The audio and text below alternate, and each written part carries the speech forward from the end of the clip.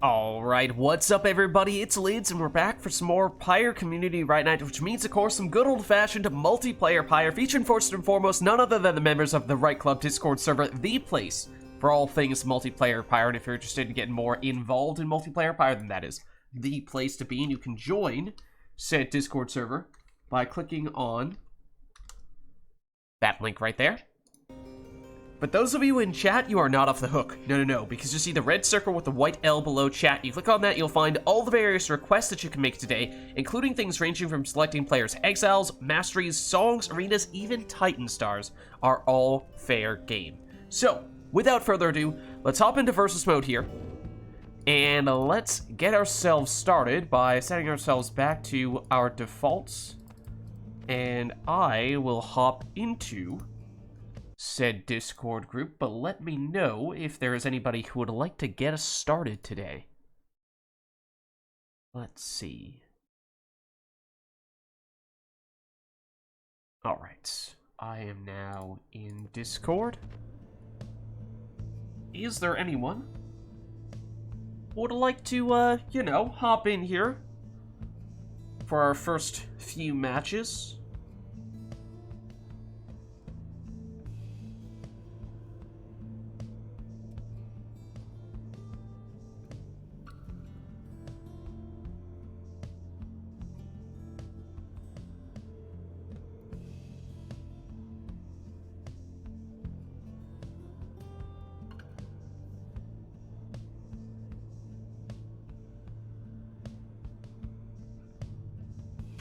Don't all volunteer at once.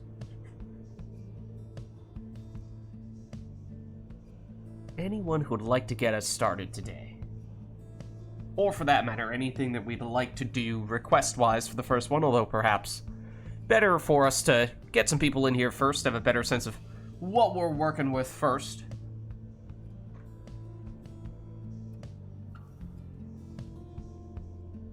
I believe them bones are me? Question mark.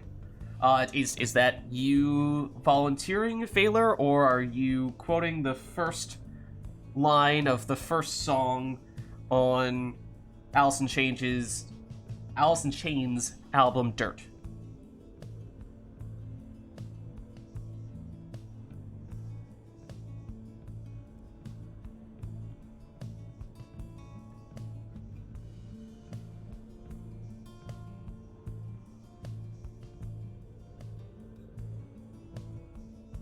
Basically, I'm asking, are you volunteering right now, or is that just a random eye that you are throwing into chat?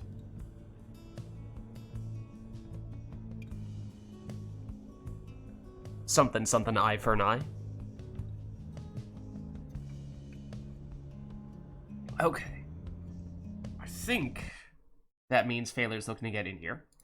So let's send him the invite. Oh, and let me unplug my controller as well. Huzzah. It is no longer plugged. Okay. Good album. Oh, you an Alice in Chains fan? I did not take you for one. But I would definitely agree.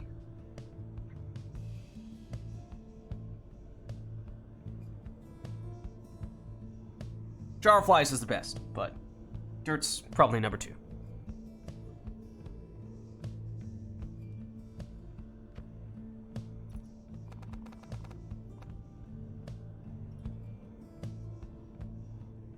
Alright, so we have Phaler in here. We are looking for one more to face off against him. Is there anyone who would like to do so?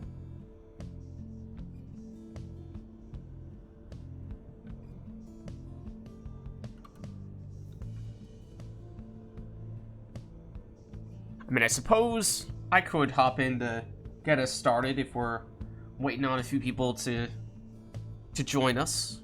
May not yet be tuned in. I could just be a placeholder, a stand-in, if you will. As I'm currently not seeing anyone else from chat. who has volunteered, so alright. I'll jump in. Shake off the rust. Whew, okay. Shake off the rust. Exactly. You know, the controller's a little dusty, but we'll make it work. Okay, now speaking of which, let me see. Yes, I am player 2. Okay, gotcha. Failures. Oh, well. Starting things off in style by turning customize off. We could still do a song, we could still do an arena, but otherwise that does lock in talismans, masteries, and exiles. We'll get all that stuff randomized. Won't even get to see what it is in advance. Just gonna get thrown straight into the action. Oh, and let me, while I'm at it. Knights of the Sea. Oh, okay. Let me enter in our information as well before I forget, because I almost did.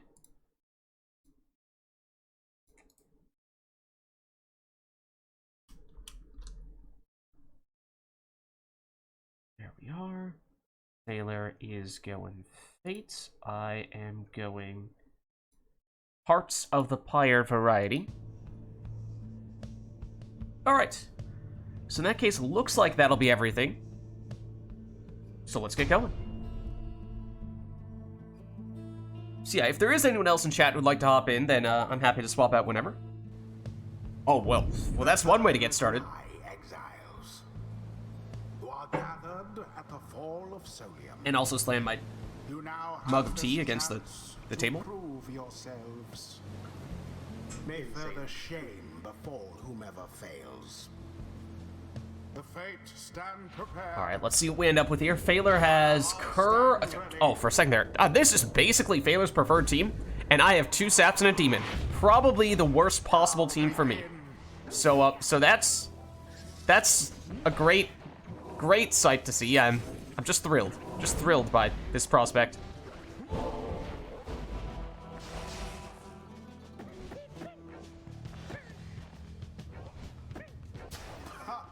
Do you have a Web Lanthorn Imp, or do I? Was that my Web Lanthorn? Goodness gracious. That would be insane. I'm not sure the scribes could have been any more. Oh, Celestial Spike. Not that it's gonna matter here. Not sure the scribes could be doing anything else beyond what they've already done to assist Failure here. But there's still a right to be played. There's still a right to be played.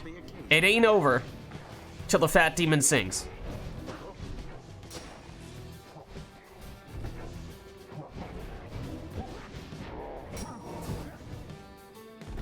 Oh. I timed that wrong.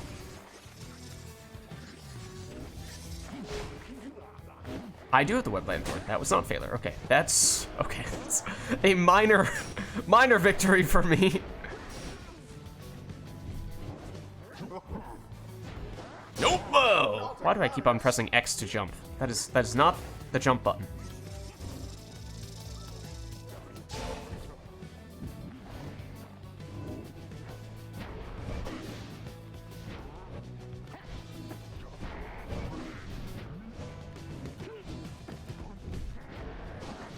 That's the jump button. That's also a bad place to get caught.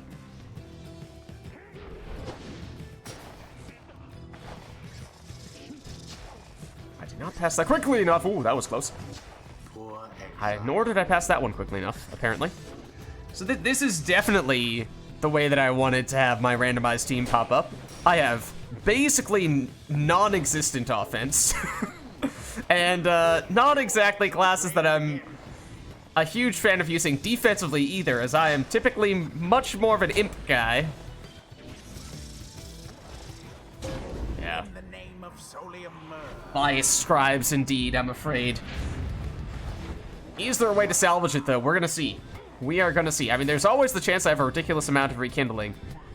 But as I said, finding any way to score would be great. Because I cannot really find it at the moment. Too bad for that one.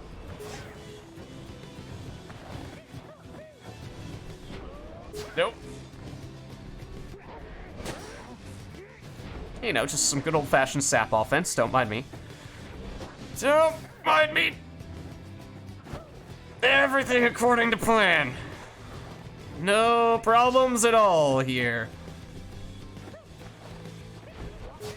Leave Ignarius alone. Leave Ignarius alone. He did nothing wrong. Nope, no, no, no. I thought I could fool you. I thought I could deceive you. Barker's on time out.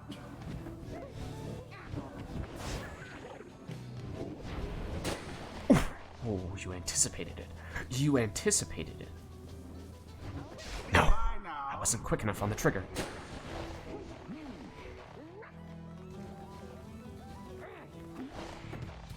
Corner it. Nope.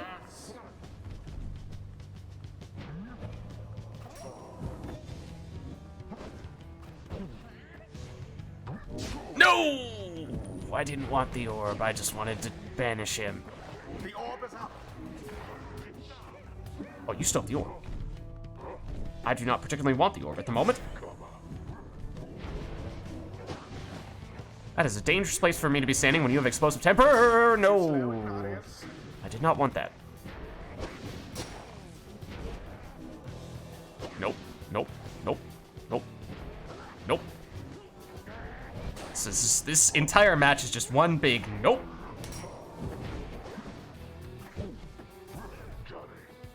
Oh, I don't have, what is it, Relentless Vigor, the one that gives you the stamina back when you banish someone? That's painful.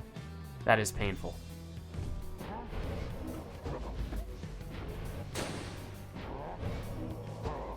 Nope, nope, leave me alone. A bit of a blunder.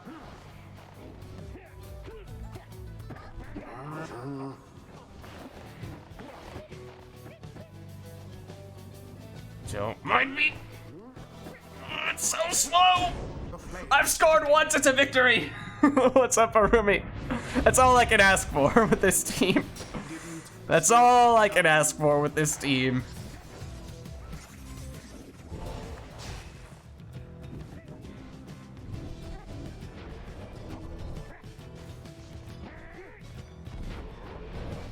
That's not good enough. Ooh, that was convenient, though. Nope. Nope. Thanks, but no thanks. Quite the close call there, no? Nope. Not falling for that. Not falling for that. Not falling for this either. I was not sure if I had enough jumping distance. Would have liked to have kept Ignarius there.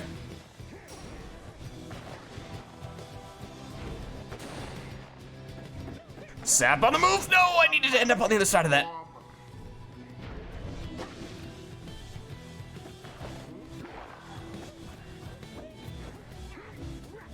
Someone grasp the orb. Nope. No me gusta. No me gusta. Ooh, that's probably the best sap play I've ever made.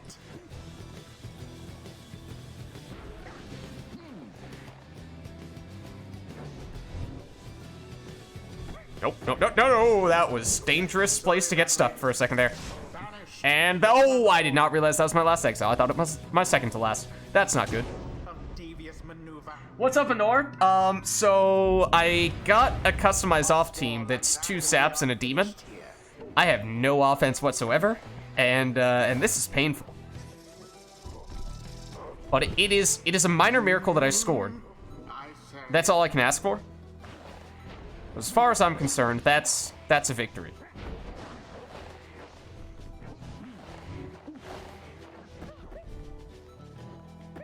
Nope, that's not good though.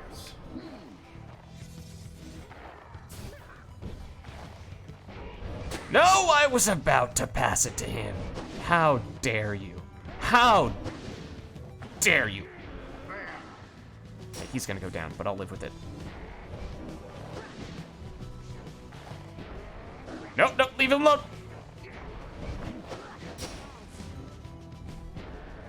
Oh, this is a bad place to be standing. That's a bad place to be standing. Nope, nope.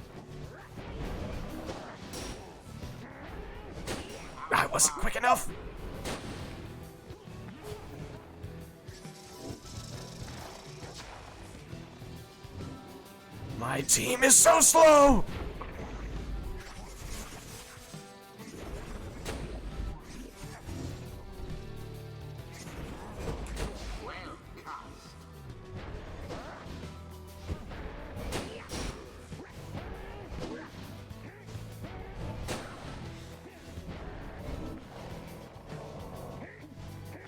Oh, that still is not gonna work.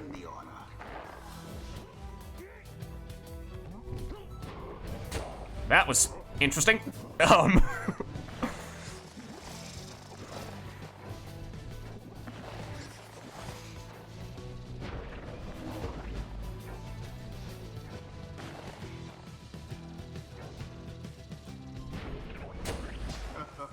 that's... You weren't supposed to be able to hit that guy.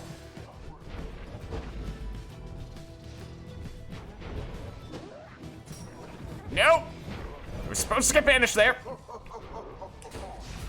Ooh, okay. Okay, we'll give this a shot. No, that's the wrong thing to do. That was supposed to be a throw. Oh. An interesting exchange. Nope.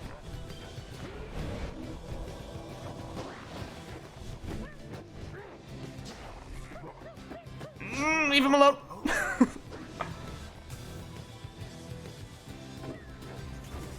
Oh, dear. Oh, dear. Oh, dear. I'm assuming I have rekindling, but I haven't been paying close enough attention to know definitively. Oh, that was a snipe. And yes, I got caught on the edge there. That's a dangerous place for a portal. It's a bit of a dangerous place for a portal.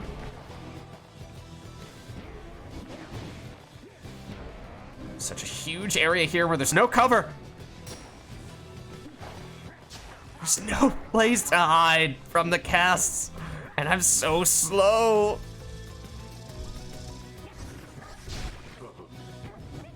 I just want some speed, man. I just want some speed. Also, that's gonna be pretty bad.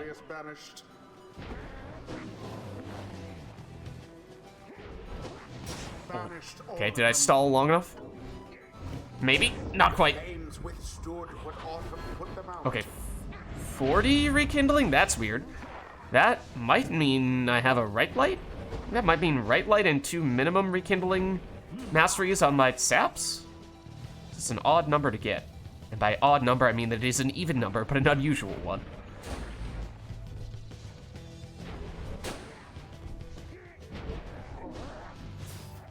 Close call. Close call. Protect me, sapling. Protect me, sapling.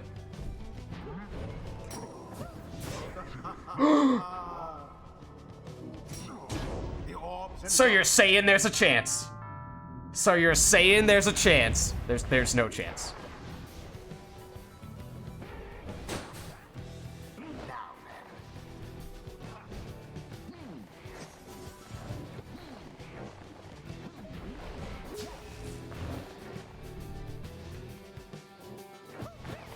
No.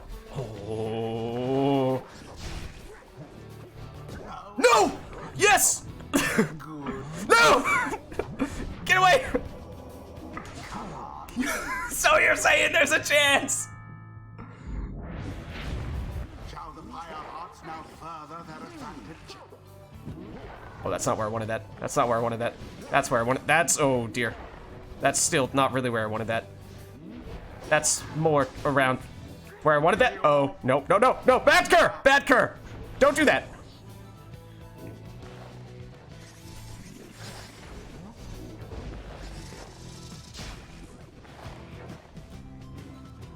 I'm actually stuck.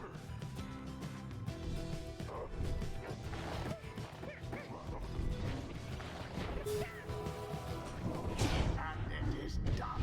How? The Pyre hearts. GG. Perhaps they do deserve their freedom after all. Thus end this night's proceedings. I honestly don't know how, but GG. Until the next rite.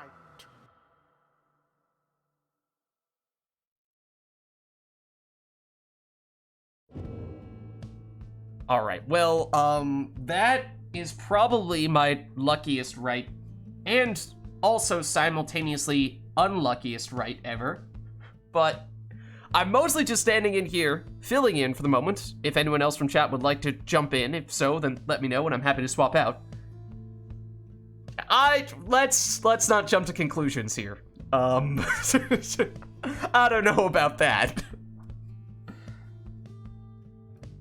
Let's not get too carried away now.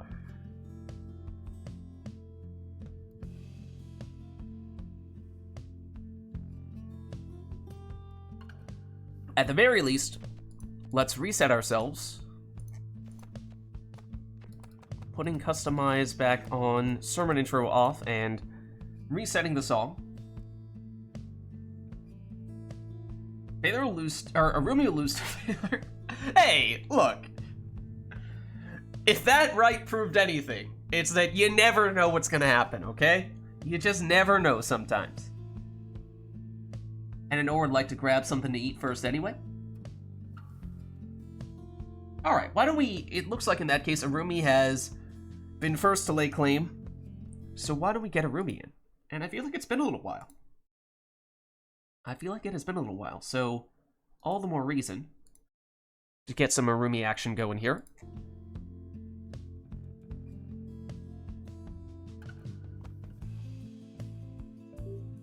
Alright, controller unplugged. And Arumi, theoretically, invite should be on its way.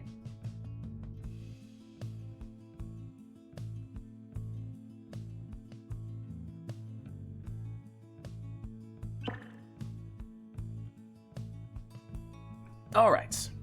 If one of you could just double check for me, Phaler, if you're still player 1 and Arumi player 2, or if remote play has done some dark magic. Still good? Okay. Let me just swap in Arumi's name here. And Arumi, who would you like to play as today? Who would you like to be?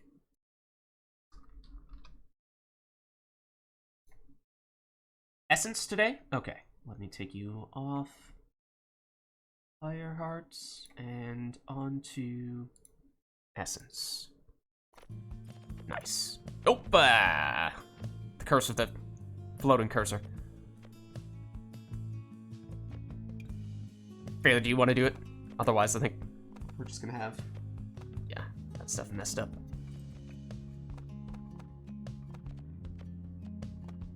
There we go. Okay, nice.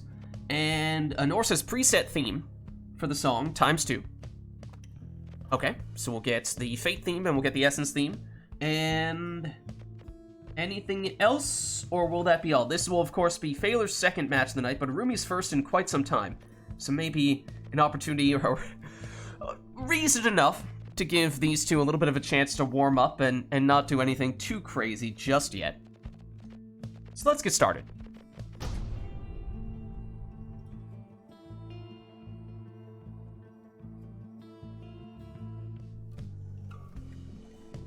It sounds like the... Oh no, I thought it was the pit. No, in fact, it's Phaler's home arena, the Spring of Jomir. Welcome. So no requests affecting your team composition here. That much is entirely up to you. So we will see what the players opt to use here.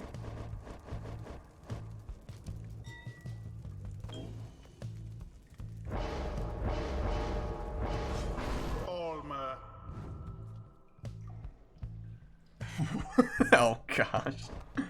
And Varric! I should time you out for that. You know you deserve it. Alas, Phaler begins with Almer in his lead spot, one of his favorite leads. I assume he went Ninja Almer, teleporting to the orb with his salute. Arumi is a Crone fan, and so he led off with Bertrude.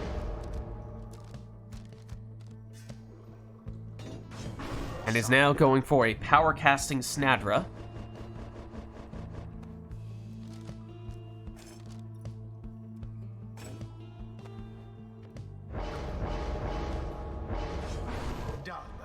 Prayer Bead Stalbert, last spot for Phaler. Final selection for Arumi. And it's a Super Portal Webbed Lanthorn Tizo.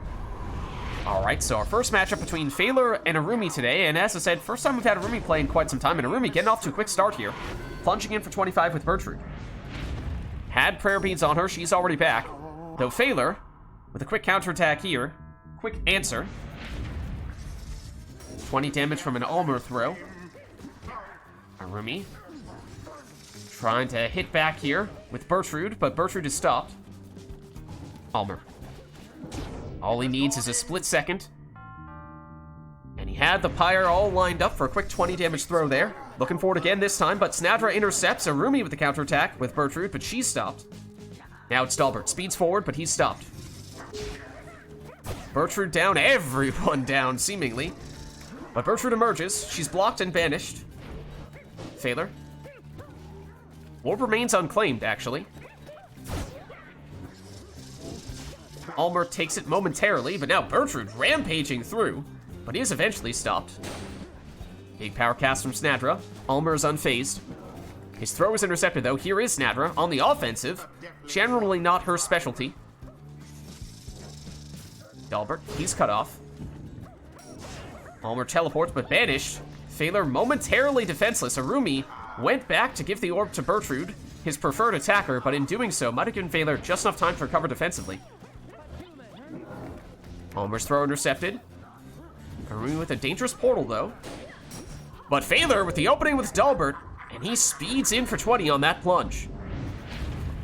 And he had prayer beads, so he's back. Almer, no time for the throw this go-round. Bertrude for Arumi. Speeds past. Can't make it all the way through. Series of big casts interchanged there. Almer's throw deliberately short there, and uses that to teleport onto the orb, and from that distance, he is within throwing range, and lands that for 20, and one more of those, all that Phaler needs. Arumi with Bertrude, and that's good for 30. Phaler teleports, oh, but Arumi anticipated where Phaler was going to go and banished with a well-placed cast. Another well-placed cast there. Oh, for a second there, you thought that Snadra removed everybody. But the quick throw from Almer finishes the job. The fate prevail. The scribes themselves surely have taken note. GG. The rite is complete. And the full Fate team in the Fate Arena emerge victorious.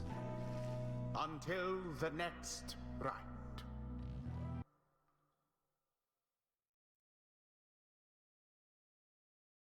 Ninja Savages, I mean, they are pretty tough. They are pretty tough. But let us know, chat, if there's anything that you'd like to see between these two players for the next match. We do have a song still locked in here. We had a couple of preset. Oh yeah, was that I didn't take notice. Was that the Fate theme or was that the Essence theme for that one? Was that a 100% Fate matchup? I feel like that was Skydance. I think that was the Essence theme, but I wasn't really taking much note of it. So as we were saying, Phaler went full Fate. Obviously, he's playing as the Fate. And it was the Fate home arena. Yeah, it was Essence theme? Okay. Not quite 100% Fate in that case.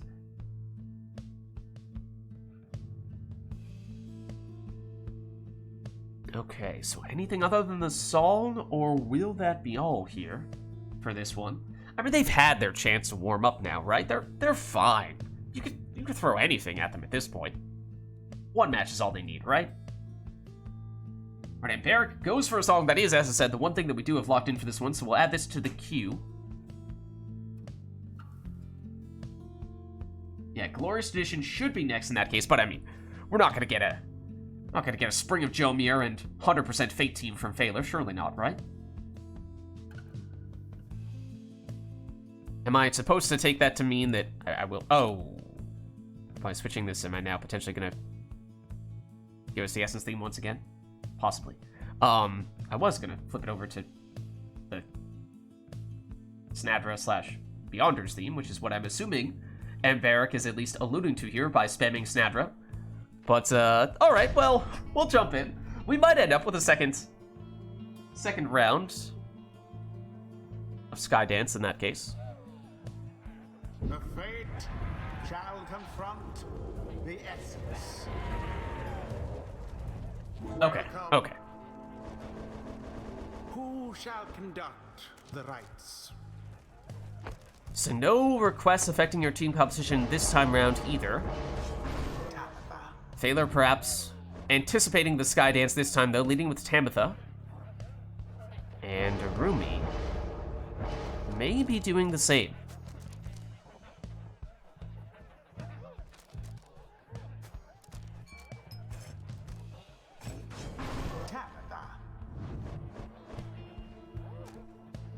It was prayer beads for both of them. Or no, prayer beads for Arumi and Titan Tooth, I believe, for Thaler. And now Zoxiana, that's Harp member number 2.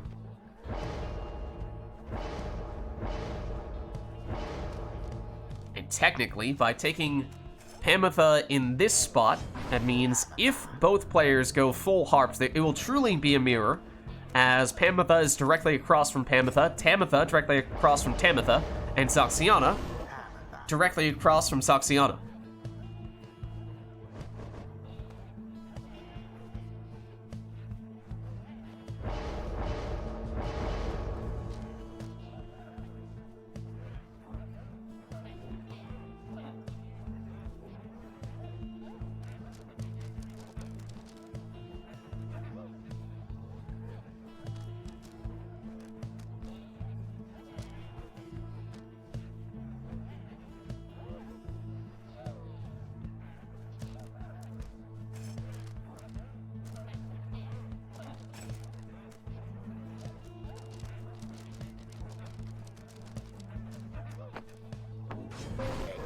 And yes, it is a full harp showdown, so indeed, may the harpiest triumvirate prevail. And it's Arumi getting us started with a 20 damage plunge there. And does get his harp back. We saw, I believe, both players take prayer beads on one of their harps, and I know Arumi was at least considering a Triesta's Plume, although might have decided against it eventually. Thaler with a Titan Tooth, though, stunning Arumi and nearly buying himself enough time to get it in there. But Arumi has recovered and is now on the attack. Harp pushes, but not quite enough so to make it all the way into Thaler's Pyre. Thaler, though, does make it through.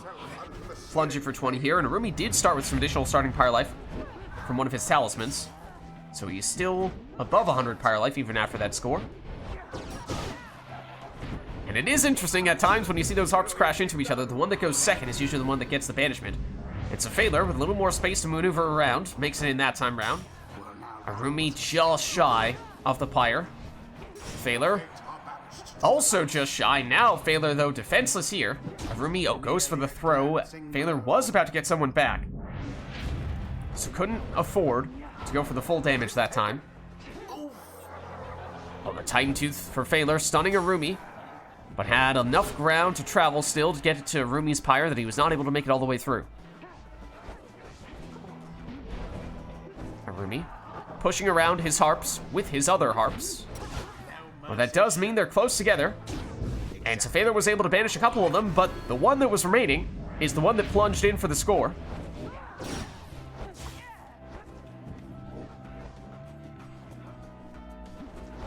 Arumi, nearly. Actually has it back now and nearly made it in once again, but Thaler getting his harp back just in time and into defensive position. Thaler now with the stun right in front of the opposing Pyre, and this time, that does set him up to plunge in here. The orb has I think Arumi was looking for a fell swoop there, but might not have taken it on that exile if he had. Might have banished the entirety of Thaler's scene, although he has now. And this time, that means he does have enough time to throw it in for the full 20. Now is that Arumi returning the Titan Tooth favor? Thaler does make it in nonetheless.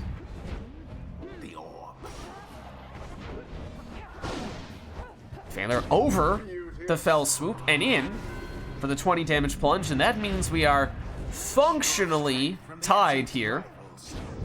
But Arumi changes that, and with that score, only needs one more to finish the job here, barring a quick throw.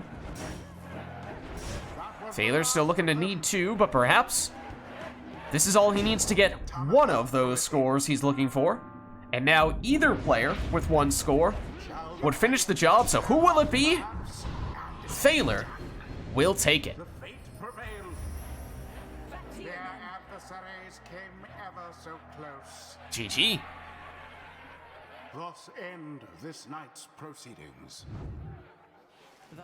Well played. You love to see the one-score matches. Until the stars align.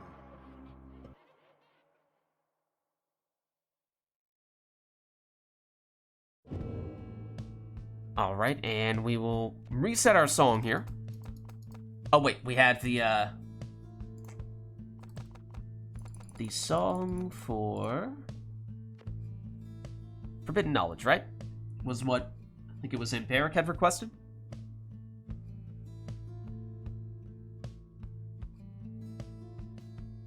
But outside of that, I think we have a blank slate here. So Phaler comes in, and he goes with an exile request. All right, Phaler, what do you have in mind? Oh, well, I mean, that's fitting. Snadra on each team.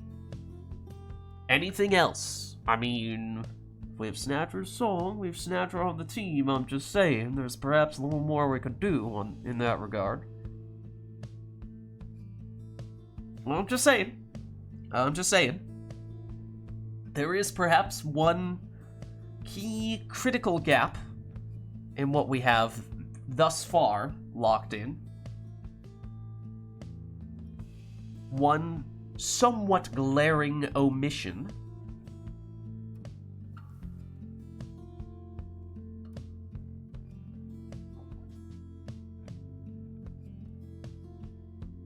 All right, they aren't taking the bait, though. They aren't taking the bait. All right, fine. We'll do it with our... We got a random book. I don't know what you're talking about. That's definitely not what I was alluding to. That's totally not what I was alluding to. I was alluding to the boat. Is what I was hinting at. The essence. Welcome. Who shall conduct the rites? All right, so we must have Snadra somewhere on the teams. And, of course, on the boat,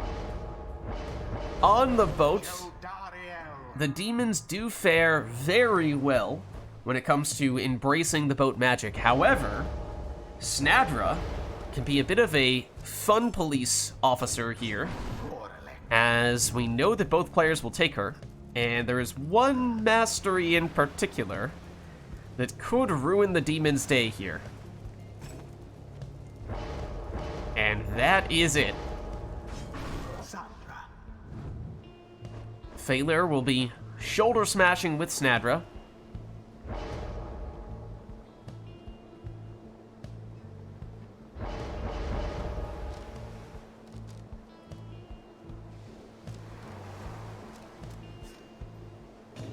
But Arumi will not. We shall see. Titan Tooth on the boat, shoulder smash on the boat.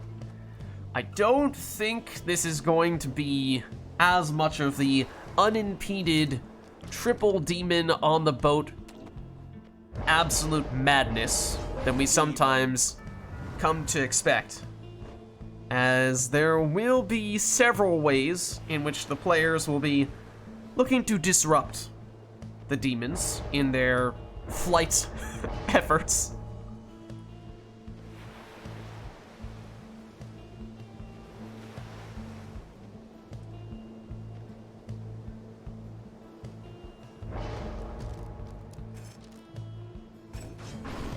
All right, but here we go. Snadra on each team, on the boat, both players with a demon. Arumi went with Oralek, and that is Oralek, getting us started with 25 damage plunge. Perhaps that was the reasoning for Arumi going a little more stuff to, oh my goodness, facilitate setting him up, but Gareth just did his best demon impression. Pretty sure we just saw him sprout wings. But now it is only Gareth back. Snadra has returned as well, but Gonna be an awfully long time until we see Orlek return for Rumi. That is the risk that he took. There's the Titan Tooth from Phaler. Stunning, and Rumi nearly came flying in from halfway across the map to intercept that throw.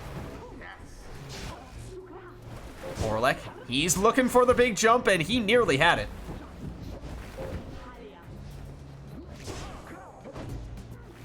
Snadra returns. Is she quick enough to stop Phaler, though? She is not. Not only is that 30 damage, that is also Leech for Phaler. We saw him take a bunch of extra starting Pyre life with his demons. So he's still at 140 now. Orlek didn't quite get the airtime he was looking for there, but Snadra is poaching. With her shoulder smash. A little bit of extra airtime from Jody, helping to set her up. Now go on, just once more. Flight control indeed. Whoa, a little madness there from Orlek. Oh, and look at that. Sneaky little way to maneuver around the defender and nearly get in behind the defense. Farewell, Sandra. Snadra. Gareth, can he pull it off again? Not quite. Oh, and Snadra takes out the opposing Snadra. Phaler, with all the time he needs It is done. to plunge his way to victory. The fate prevail. It was as though the scribes themselves stood by their side. GG. The ceremony is complete. All right, Barrick, you really tested me with this one. I gave you a pass the first time round. This time I may not be so merciful.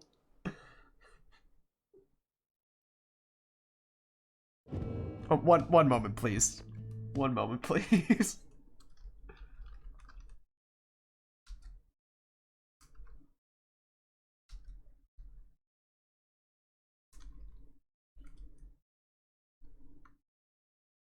Oh, don't mind me.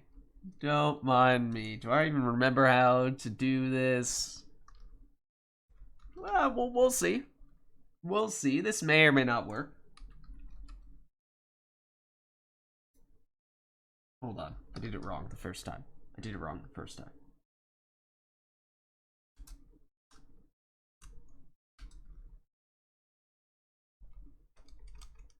There we go. Here we go. This is how it's done. This is how I think. There we go. There we go. Little timeout. And you can't tell me that you didn't deserve it. You can't tell me you didn't deserve it. It's just a timeout. It's just a timeout. It's not a ban. It's a timeout. Just need a little time to think things over, okay? Alright, well, let us know if there's anything that we would like to see for the next one. It was just a couple of minutes. Just a couple of minutes, okay?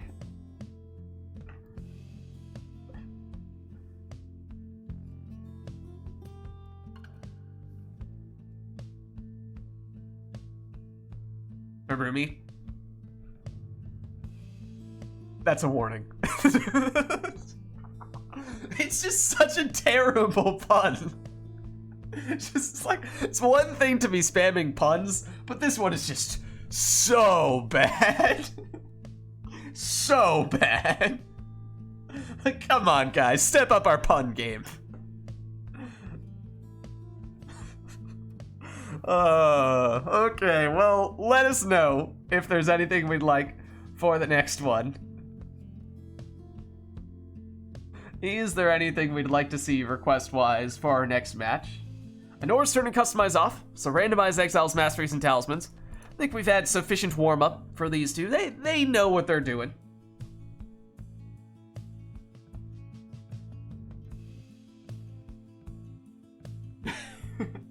Thrash Pack, it shall be for the song. Alright, now will Anor predict the arena?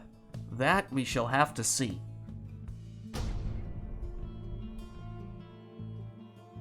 Is it the care? The fate It is not. shall now face. Alright, but Phaler's randomized team is 2 demons and an imp. For Rumi, it is a crone a Nomad, and a Cur. And one of those demons is Orlek, mind you, and he just went down. Thaler, I mean, he'd love if that imp just so happened to have Web Lanthorn. Otherwise, it might be quite a while until we see Orlek return. So Thaler needs to play carefully there, otherwise he will very often find himself down in exile. Dalbert must have Black Heart, because I looked away for a second, and suddenly he is a Howler. Then again, it is a customized off match, and so can't exactly say that I'm surprised, but it is Thaler getting us started. There's the Black Heart confirmation. Not that we needed it, but it was Ignarius throwing it in there for Thaler. This time it's Orlek, though, making the moves, and he makes it all the way through. Stubborn Flame for Rumi means that if a Rumi is behind, Thaler will deal 10 less damage. That is a very quick Dalbert. Might just be Lightning Run, but he may have more than that. He is zipping. Headwind. Brings back a friend. It's Udmilda, and she has plenty of time to throw this one in. Thaler getting Orlek as always. Udmilda, cut off this time. Orlek, blocked, but gets rid of one of the defenders. Gets rid of the last one. Oh, but Orlek goes down. Granted, it was in the lava, so he gets a 2-second respawn rather than a 30-second respawn, so that is a huge difference, because Orlek is already back. Here is the speedy Dalbert, although he ends up in the lava. Orlek, on the move, blocked. Banishes one defender, banished by the second. I don't think Dalbert wanted that orb. Headwind trying to bring back his friends. Dalbert speeds through.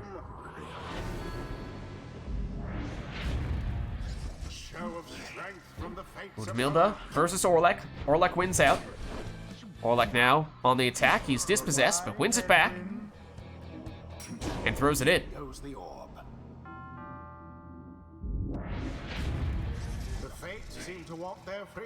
Udmilda again.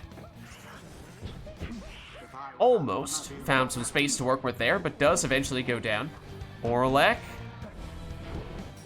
Celestial Spike banishes one defender, and then he follows up to banish the other.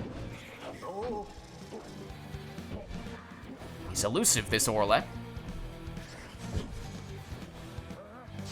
Oh, and Thaler was looking for that Brazen Manor for a second, because Orlek, without Brazen Manor, would not have had enough damage there.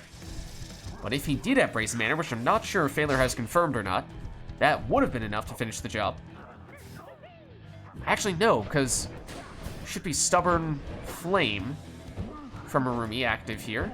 So Thaler should be dealing 10 less damage, regardless of who's going for it.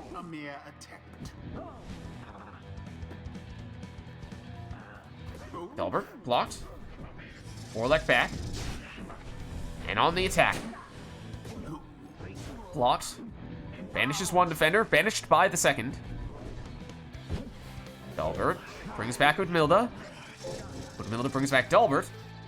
Thaler wants to be careful here because both of his demons are down. That means he has no one back to defend at the moment. Arumi needs to be quick though. Goes for the throw. And gets 23 out of it, but that is still enough that Udmilda specifically would have enough damage. Actually, this is dangerous for Arumi. Arumi is in the lead right now. Stubborn Flame is not active. So Thaler is dealing full damage, which makes it much easier for Thaler to get the winning score here. In fact, he would not have enough damage if Stubborn Flame were active.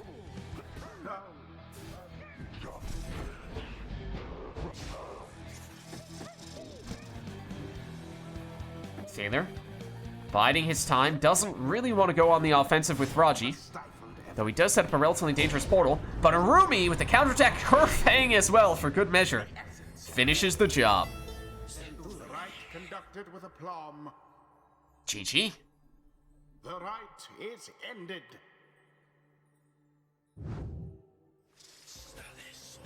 All right, well played, you two. Let's head on back. Until the next rite.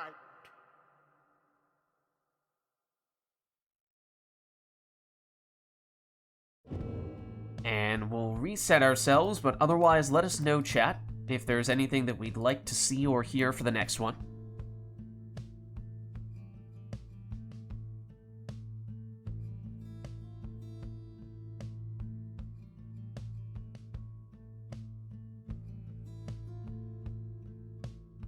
Phaler comes back, turn and customize off. Round 2, he says. I mean, that was a close one as well. A lot of close matches between these two already. In fact, basically, every match today thus far.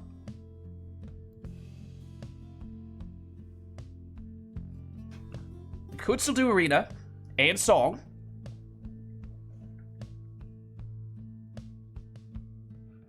Path to Glory shall be the song.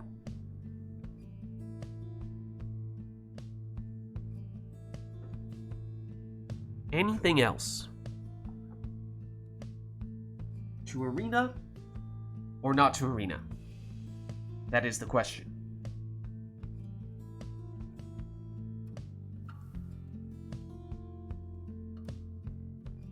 I mean, technically you could even do preset masteries. Not Path to Exile, not Path to Glory. Wait, what? Oh, not Path of Glory. I still sometimes want to say. Okay, fair enough.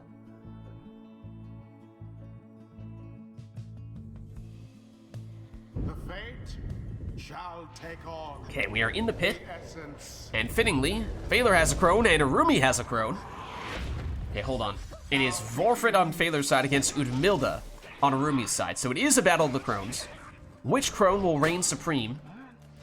Perhaps we shall find out. Other than that, it is Gareth, the Savage, and Raji, the Imp on Phaler's side, Lendl, the Nomad, and Messenger Imp on Arumi's side. So actually, 2 out of the 3 characters, the same on both players' sides. Key difference being Savage for Phaler and Nomad for Arumi. Huge banishments, and it looks like Lendl will be the first to come back for Arumi. But he's going to have a lot of ground to cover before we can get over to the orb, so Phaler is still the first to receive it. I do not remember. Wait, what? The voice says that? Excuse me? Brighton? Rude? What? I do not remember him ever saying that before. Why have I never noticed that?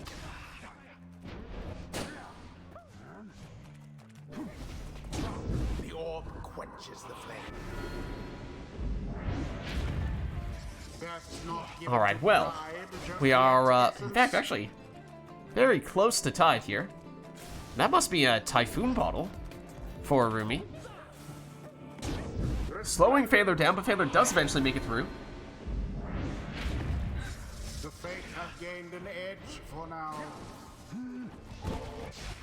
Vorfrit, taken out. Lendl. Perhaps waiting for some reinforcements in the form of Udmilda. Here she is. But she's banished.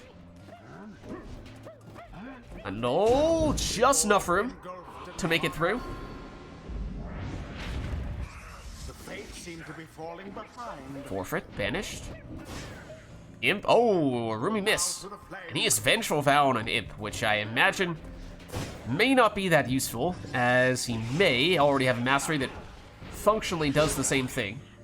There's the Typhoon bottle confirmation, and there's no other way that he would have been slowing Phaler down, so we just about knew that.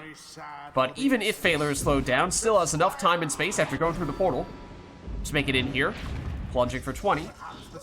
But Gareth did not have Prayer Bead, so he's not in for this round, which meant more room for Arumi to get through here with his crone. And that means one more crone plunge is all that Arumi needs, but he's Udmilda-less in this round, so he will be unable to do so. Typhoon Bottle active. Phaler, oh, hesitated, wondered if maybe he'd be able to make it through after Arumi got someone back and sneak in a throw. But Arumi was up to it, knew what Phaler was going for, and banished him before he could make it through. And now suddenly it is Arumi scoring with Lendl, and now Arumi could finish this with any of his exiles, barring some unexpected rekindling from a RITE NITE talisman. Although Phaler, looking to return the favor, although realizes that Arumi is going to get someone back in time. So Udmilda defends, and oh, Arumi looking for that Crone Salute, does not have it though. But Arumi defenseless once more. Is Phaler gonna be quick enough here with the Typhoon Bottle? Just barely. So now for Phaler, he would need for it to be Vorfrit. Anyone else would not have enough damage unless he has more damage than we expect by having the Imp Mastery or a Talisman on his Imp for extra damage, which I suppose is not out of the question. I don't recall if we've seen Phaler score with his Imp yet. But for Rumi, it does need to be Udmilda, but no additional setup necessary, as long as it is a plunge or a almost full damage throw from Udmilda, that would be sufficient. Although suddenly, for a moment there, Rumi defenseless wondered if maybe Phaler would be about to test our theory to see whether Raji has extra damage. Fairly dangerous portal for Phaler though. Now Phaler defenseless, and here is Udmilda, who plunges for the win. Prevail. Although their adversaries put up quite an effort, GG. the rite is done. Oh, did he have the legendary talisman?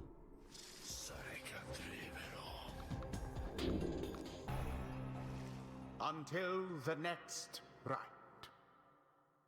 Yeah, I did not take particular note of it either, apparently. Alright, well, we'll turn Customize back on, and we'll reset our song, unless, of course, there's something else we'd like to hear for this one, or if we want to turn Customize back off, let us know. Or anything else we'd like to see, for that matter.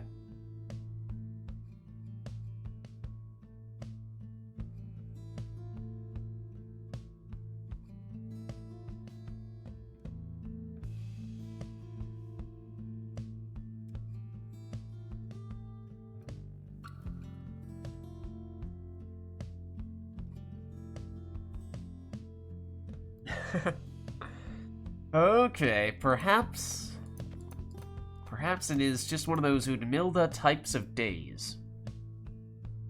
So Dread Design it shall be. Song is now locked in. Anything beyond that we're looking for here? Arumi's choosing Exiles. What would you like for the Exiles, Arumi?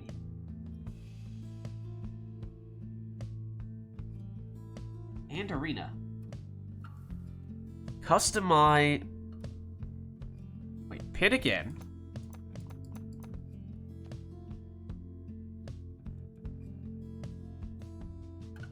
Customize on? Oh. I was like, you know you don't really need to... Okay. Well, I mean, yeah. You can make sure that we keep, the customizability available, I suppose. The meta request, if you will. Alright, in that case, why don't we jump in here?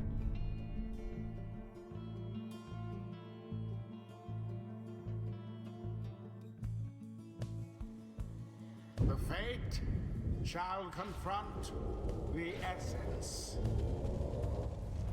Welcome. Alright, so you are allowed Who shall conduct the rites? to take whatever you'd like here.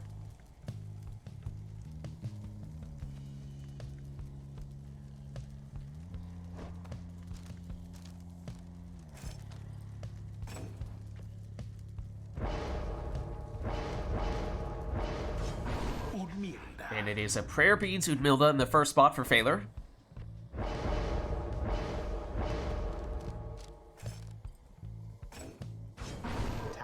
It's a Speedy Tamatha lead for Arumi.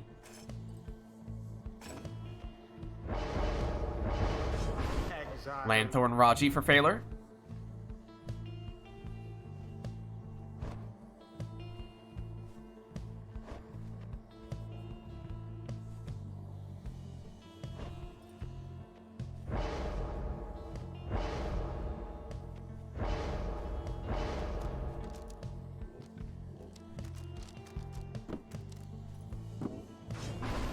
Gilman. Thorned Knot on Gilman in the second spot for Rumi. Jodariel. Phaler finishes with the Titan Tooth on Jody, an extra starting Pyre life for Mastery.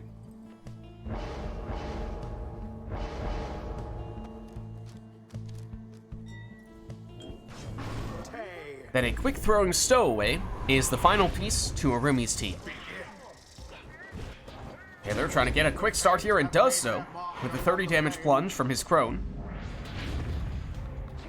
Took prayer beads on her, so she is already back. Arumi, though, in possession here with Tamitha. And oh, is going off the wall and in! Beautifully executed from Arumi.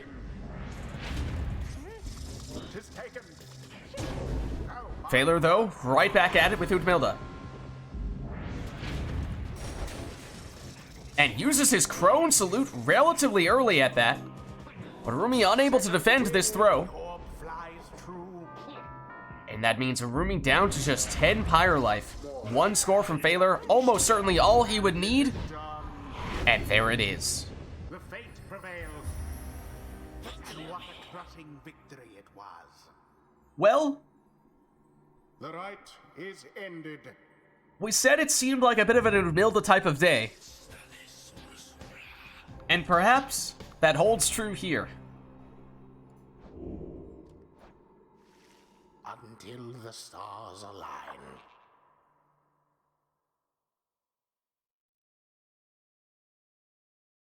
Alright, Arumi says he needs to drop off. Well, thanks for stopping by, Arumi. Good to have you back today. Thanks for the games. GG's.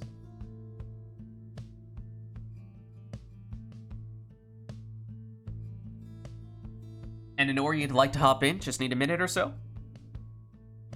No worries then. Why don't I start setting you up? Let's see. I'm going to assume Anora's going to end up on player 2, which you know, because I'm doing this proactively, that remote play is gonna have a say in that. Remote play is very much going to pull the Uno reverse card on me, right? But we'll see. We'll see.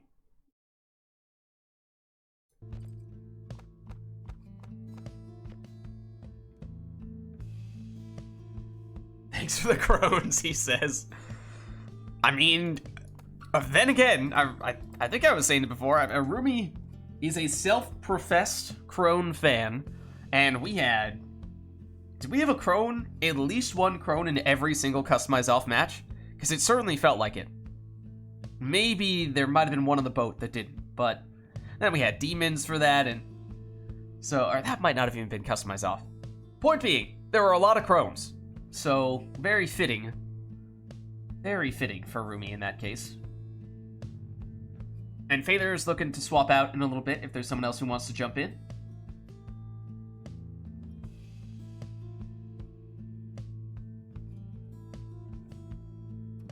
And Honor says she is ready to go. Let me get you an invite. Okay, so what are the chances that remote play actually has an Orb player 2? Or does remote play look at our screen and have the artificial intelligence to understand that I already set up an Or on player 2 and then go, no, actually, no thank you.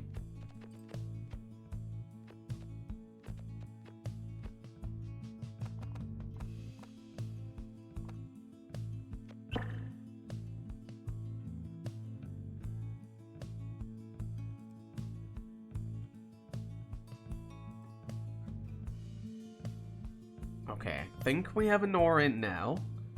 A Nor, are you player 1 or player 2?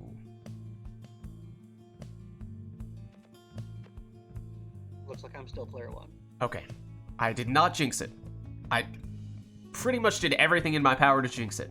So, that's saying something, I suppose. Okay, so we have a Norin. And we have Phaler here. This will be Anor's first match of the day, so up to you as to whether you want to give Anor a chance to warm up here, or if you want to throw her straight into some kind of crazy match. Well, Anor will do it to herself. Anor will turn customized off, so don't worry. If you were unsure, Anor is ready to plunge straight into the chaos. Will of the Scribes as well. Alright then, that covers just about everything, so unless we have an arena, solid. What better way to get started? And as Phaler was saying a minute ago, sounds like he's looking to swap out relatively soon. So yeah, if there is someone who'd like to hop in to take his place, that'd be great. Yeah, but this is a random match here. Phaler looks like he has, is that the full Fate team? Almost. The same classes. And of course, the triumvirate colors makes it look like it is a full Fate team, but it's actually Gareth masquerading as Almer, and Barker masquerading as Dalbert, Tizo masquerading as Raji, so none of them are actual Fate members. For Nor, it is Volfred. She's certainly happy to see him. Maybe a little less so in the case of Deluge, and then Vizpoleth, the demon, the last one for Nor. Of course, we shall see what they have from a mastery and talisman standpoint, to the extent that we can figure those things out. Gareth. Oh, has the cursed talisman that has him keep the aura when he has the Orb of the Black Claw, but that means that he cannot cast. He plunges in here for 20. Usually you'd prefer to have that on an exile with pretty big aura, and that's not really the case for Gareth, but you know what? It's stylish. It is now officially stylish, and that's all that matters. Barker, only one back defensively. Anor trying to get rid of him with Celestial Spike. But Vizpoleth does go down. And here is Barker. Oh, 15 damage on that plunge means that is a 100% left side Barker. So should have the speed and the triple jump. Lucky break as well, so he has a chance of coming back almost instantaneously from banishment, but does not have the damage. Deluge. Back to Vizpoleth. And Volfred. Is that a nutrition stick, Volfred? That seemed like an awfully... Was that a longer distance blink than usual? Well, it's Gareth here. Hold on a second. I would like to see what the deal is with this Volfred. Is that it? That might not be. Well, it's Vizpoleth, who's the aggressor here. But she's taken out. And it's the triple hopping Barker. As we said, full mobility, but less damage. Because he does not have the first mastery on the right side. As we were saying before, no casts for Gareth, which I think is definitely... it's not what Phaler would have liked to have seen. Especially in situations like this where Gareth is the last defender. There's not a lot he can do. And the benefit of that talisman just isn't that beneficial in the hands of someone who doesn't have big aura. Oh, look at that though. Phaler with the extra damage. Going all the way down on the left side for Tizo, which means just a tiny bit more is all he needs. Anor throws in for 10. Although, did she have some leech on that? So I think she was on 5 Pyre Life before, was she not? I think we saw a leeching talisman on Deluge, which Anor may not be the biggest fan of the worms, generally speaking, I think it's safe to say. However, on this occasion, it is perhaps that leech exactly the type of thing that she would like to have right about now. Oh, but Phaler blocked last second by Deluge. Exploding sapling from Volfred. Back over to Vizpoleth, and now Volfred again. But he's taken out. Barker does still have enough damage. Might be a little less than Phaler would like, but 15 is all he needs. And that is precisely how much Barker has. Barker! Oh, but Anor has the rekindling. It's 30, which suggests it's 10 from the Sap Mastery and 20 from a Rite Light. So that is a strange number to have. But Anor holding on in that case. Giving herself a little more time here, although thus far,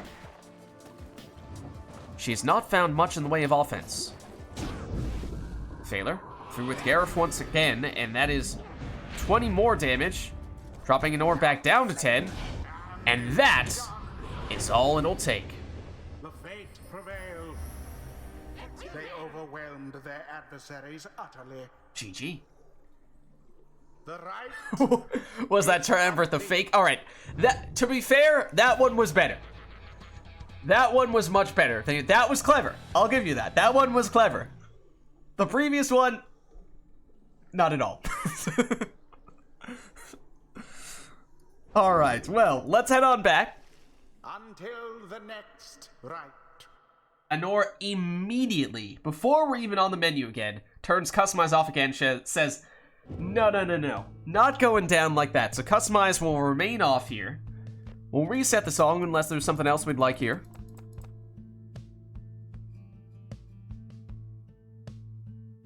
The difference is I laughed at the first one because it was so atrociously awful. The second one was actually pretty decent. I'll give you it on the second one.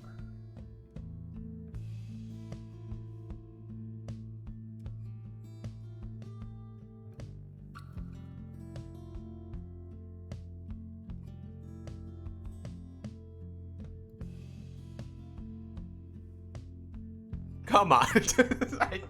I don't think it's that much of a stretch to say. Alright, well, we have turned Customize off here. Doesn't look like we have any songs arenas. Those would be the only things that we could do. I mean, technically, could do preset masteries, but...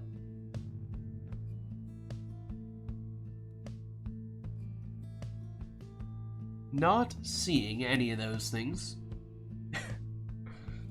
Anor is pointing the blaming finger at Deluge. However, I do believe Deluge was the only exile who scored in that match for Anor, so is it Deluge who should be taking the blame, or is it Volfred and Viz Paleth? I don't know. Book of Rites is where we will be now. So let's get this one started. It is the book. The fate. Anor's favorite arena. Face. The night wings. Harp, Nomad, Sap for Phaler, Worm, Cur, Harp for Anor. No salute for Anor's Worm. That is Phaler, who has the sacred bond to bring back his teammates when they get banished. Was almost cruel. Phaler with Lendl. Your Hops over and in. bursts in the Pyre heart's flame. Oh. Well, we will see if Anor Magnificent. continues to get the most value out of her worms. The night wings Pyre. Maybe Brighter. the worms were the real MVP all along. Although that was an impressive play from Tamitha. She's blocked. No salute for... I don't think she pulled off a salute there. I mean, obviously did this animation, but no effect, I don't believe. Lendl stutter steps and steps in. The essence adversaries gained an edge. Tamitha tries to hard push her way through, but unsuccessful in that attempt. I mean, say what you will, I would make a case that Gilman has been the star player thus far on Anor's side.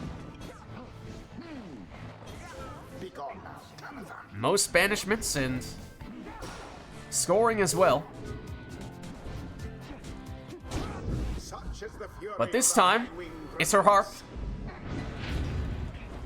Oh, and Tamitha has prayer beads. She's back already. Tamitha has plunged. Phaler's Tamitha plunges, but that is a game changer for Anor. The fate of She now knows she can be especially aggressive with that Tamitha. Can she make use of that? And from that range, that sap throw is probably unblockable. the right is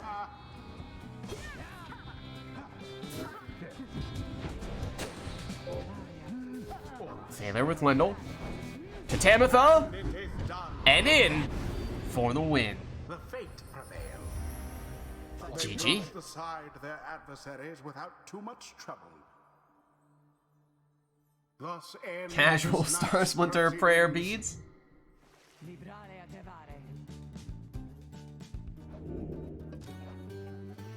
until the stars align. Star Splinter manly, no less. Look, as long as it's not the range throwing talisman, we're fine. Oh no, actually, no, he's the quarterback. Manly's supposed to be the quarterback. That's fine. That's fine. As long as it's not Tailwind Crest.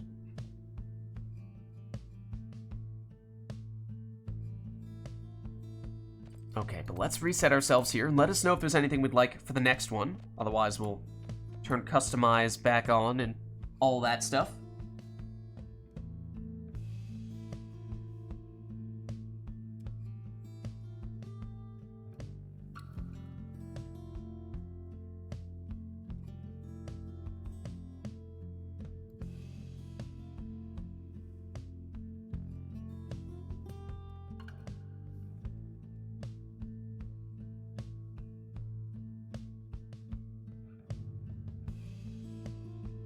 Not seeing anything at the moment, though. Of course, we've had a lot of Customize off matches. I'm not even sure if we've had a match without Customize turned off thus far between these two. So perhaps we're overdue for a match in which they actually choose exiles and talismans and masteries of their own choosing. So let's get started.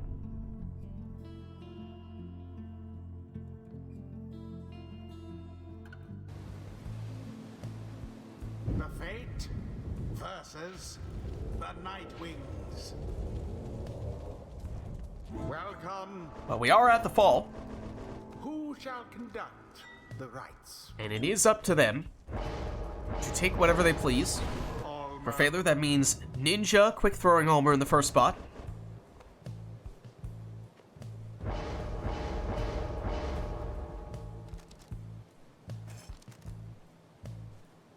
Whereas for Nor, that means saluting Prayer Beads Pamitha.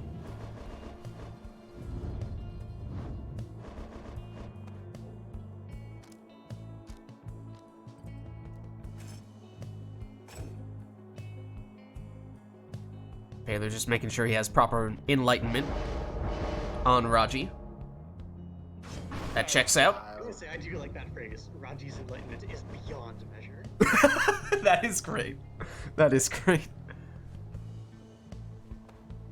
I feel like, I don't know, who is that phrase the most fitting for? I feel like Messenger Imp, though. That might be the best.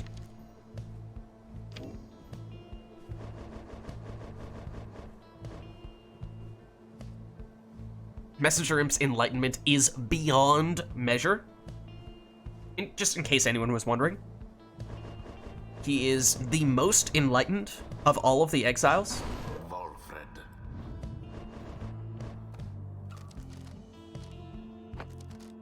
Just incomprehensible how enlightened he is. And Gareth. Also Gareth, of course. But that goes without saying.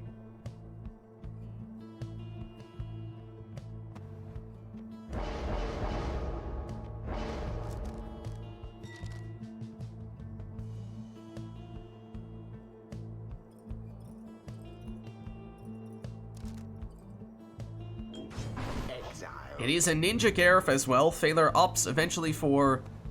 What did he land on? The Banishing Throws? Just debating between that and the range throws.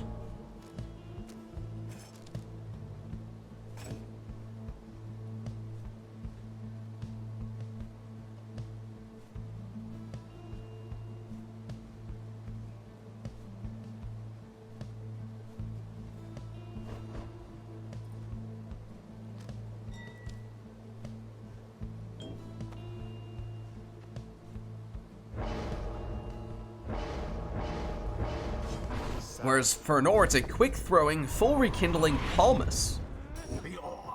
Phalar, his throw intercepted. That means 2 saps for Nor, though, of course, she of all people is fine with that. Pamitha now, by herself though. Switches in, but sacrifices Palmas in the process. Pamitha back in position to intercept that throw. And that is Pamitha, who got banished that time round. And that was Gareth, who tried to make the attack for failure. And Or shields, but not long enough to protect Volfred. Now that means Pamitha by herself once more. Flies over one defender. Switches into Volfred, but he's unsuccessful in his attack. Gareth, banishing throws, but he just goes straight in with it. Good for 20. Almer down. Here's Gareth. His throw banishes one. Tries to teleport in, but he gets banished by the sapling. Almer banished with his teleportation as well. And now it's Pamitha. Round one defender. Switches into Volfred. Volfred banished. Pamitha switches to Palmas, but Palmas is banished. Oh, and Pamitha just quick enough on the recovery there to stop Gareth's throw. Pamitha now switches to... That must have been Palmas for the quick 25 damage throw. The fate's adversaries may as yet prevail. Gareth lands in the aura. That's Palmas down. And Pamitha was about to switch places with one of the saps, although the sap got banished just as she was starting to do that. Good maneuver there to dodge the cast. Banished each in turn. Oh, Pamitha sacrifices Palmas on that occasion. But that time, much more successful, gets a banishment by pushing a sap into the defender.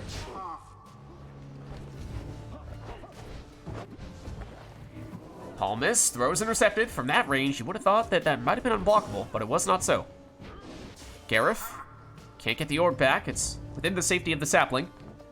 Volfred retrieves and gets it over to Pamitha.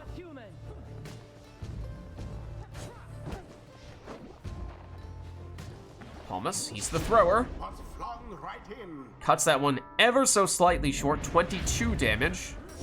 That's it. Almer, Banished all of them.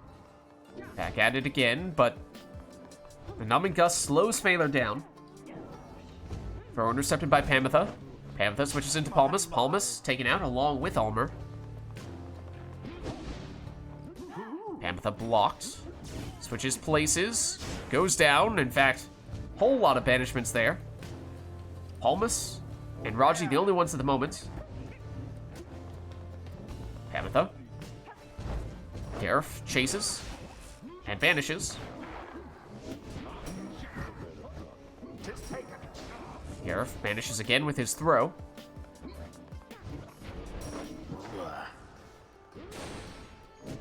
But Anor successfully builds a wall there. Volfred on the move. Now Pamitha again, but she's stopped. Volfred cut off Almer, but now it's Gareth. Gareth's throw banishes one. Oh, but the sapling comes up and blocks him.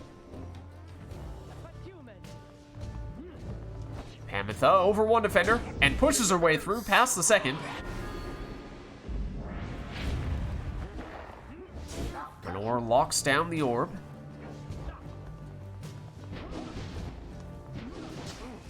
But loses Volfred. And now Palmas as well. Pamitha stalls.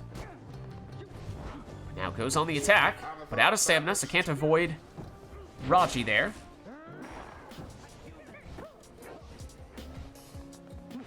Almer sneaks past and into throwing range. Almer again. Intercepted. Pamitha now on the counter. Harp push made some room, but wasn't able to connect.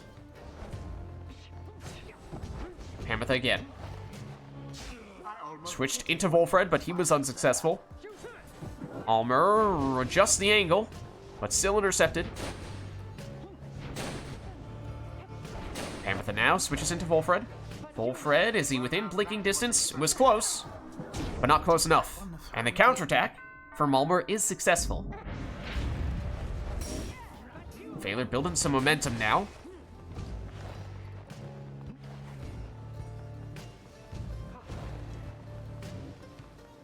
Volfred hides within that corner of safety.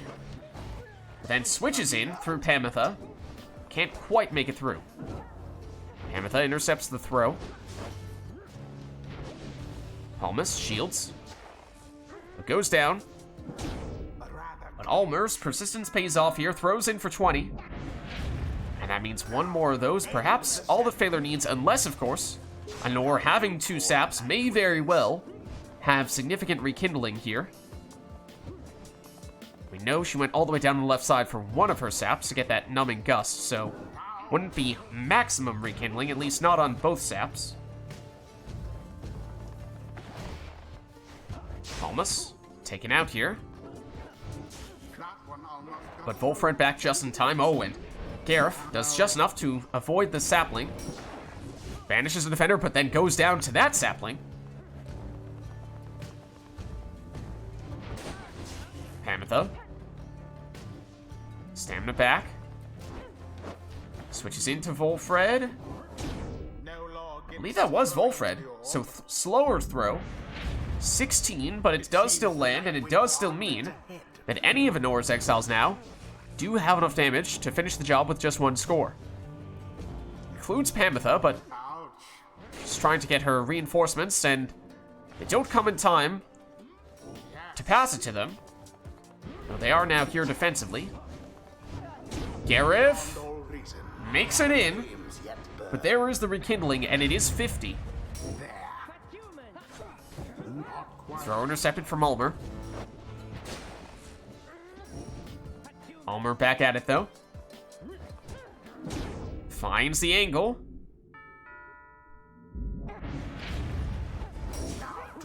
Ulmer again. Drops Anor's Pyre Life down to 10, and we have ourselves a sudden death match. 1 score for either player would do it. It's Phaler on the attack. His throw intercepted. But now it's Gareth. And he gets just enough space for the winning throw. They somehow managed to scrape by despite their adversaries' efforts. GG. The ceremony is complete. Well played, you two.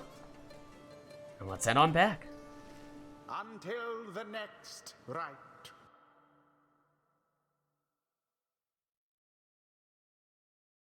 Alright, looks as though Phaler is looking to swap out here, and I believe we may have had Rors, if you are interested in hopping in here. I believe he may have expressed some interest previously. So we do have room for someone else to swap in here to take Phaler's spot. So if you are still interested in doing so, you are welcome to. If so, let me know. If not, then perhaps we can find someone else.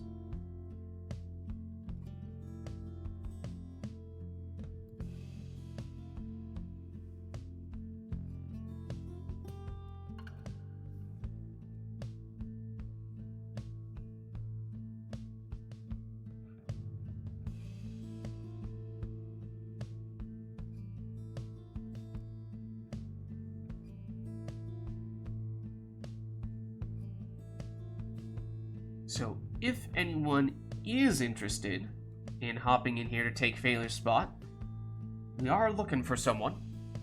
As I said, I thought we had one person who had said that they would potentially be interested, but that was a little while ago.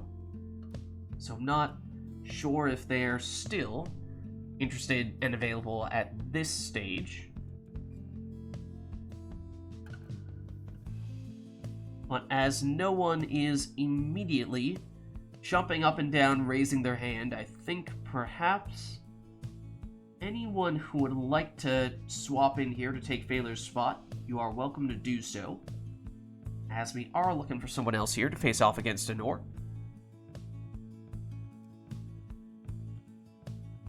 Perfect. Perfect. Alright. So, one thing that you should do is, if you have not done so yet already, you should send me a Steam friend invite, which you can do in Discord, which I assume you are in? My Steam friend code is pinned in the Black Wagon channel. Just ignore some of the other memes in there.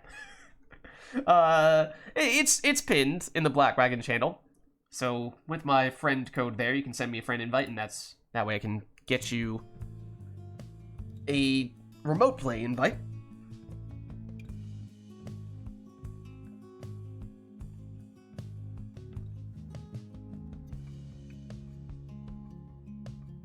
Let me check. I mean, for all I know, you may have already done this. For all I know, you may have already done this.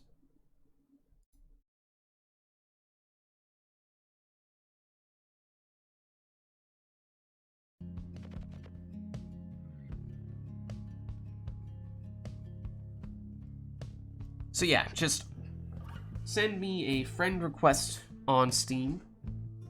And once we are Steam friends, I can send you the remote play invite, and then we are good to go.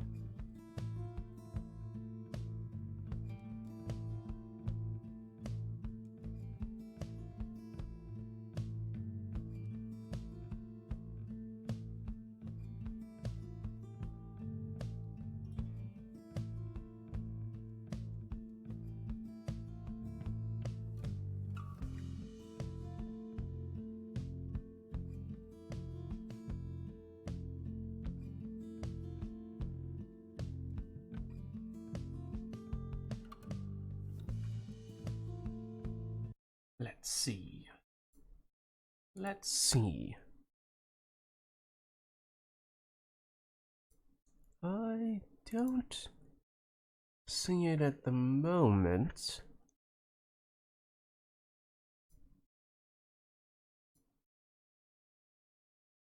No? Couldn't find the... So if you go to... Here. If you go to... First of all, are you in the Discord? Because... That being Right Club. Because I don't recognize your name as being identical to that of someone in Discord, but... Such is the way of having a bazillion different accounts and a bazillion different apps and whatnot.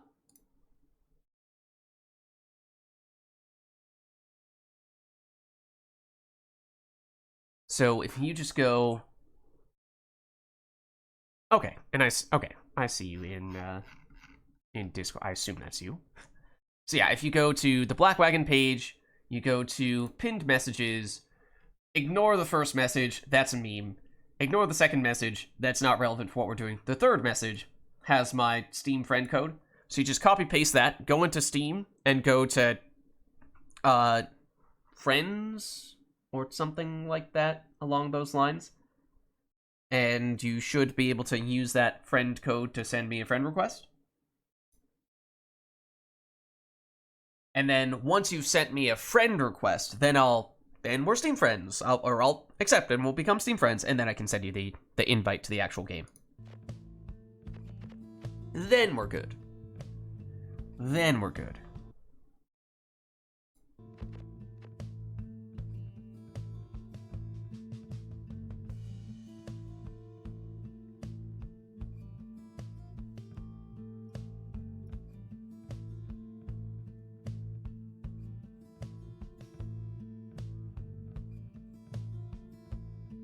Done? Perfect. Let me see. I have received the invite. I have accepted the request. I've accepted the friend request. Now, let me do some remote playness to get you in here. Invite should be on its way.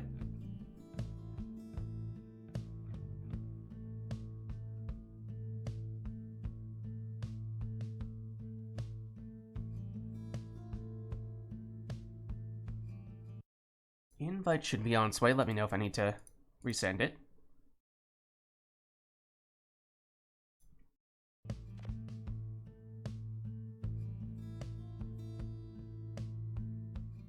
Oh, let me actually put the screen back on as well. That'd probably be helpful.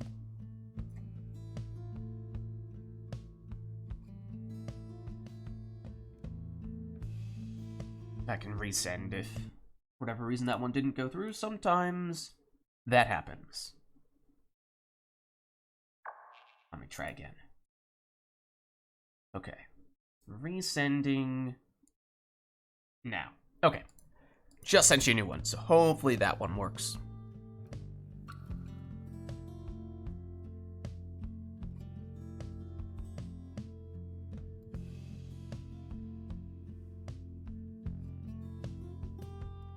If not, then maybe third time's the charm.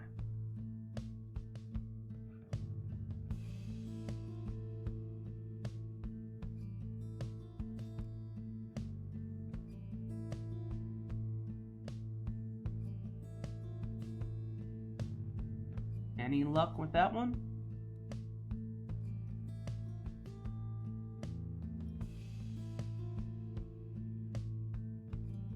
Third time's a charm. All right. Hold on. Hold on. And we shall see what comes of this new Kilo the Tiefling, thanks for the raid. How's it going? How are you? How is your stream? We are doing some Pyre multiplayer at the moment. We are trying to get someone in who has not played, at least not on stream with us, Pyre multiplayer before.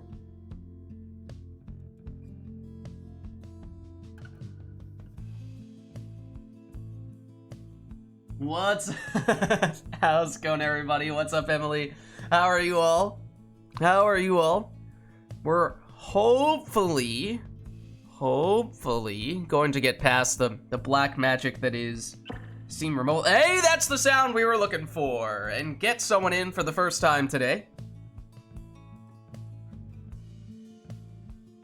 Okay, so hopefully that means that you are now in. Oh. Okay, well, I mean, yes, we can turn customize off. On the other hand, as I was just saying, we are about to get someone in for the first time ever playing multiplayer with us, so, you know, that's, we shall see. We shall see. Apparently, we are just going full chaos right off the bat. No warm-up necessary. No warm-up necessary, apparently. Let's see. Remote Play says that theoretically... well, it says that Honor is player 3, and Rors is player 2. So, obviously, that means, yeah, what does that mean?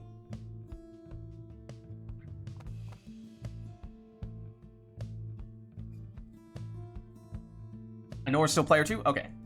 And, so, Rors, do you prefer to go by Rors? Because, once again, it's one of those things where when people have one name for Discord, one name for Twitch, one name for whoever knows what else, and then, you know, a different nickname that they prefer to go by.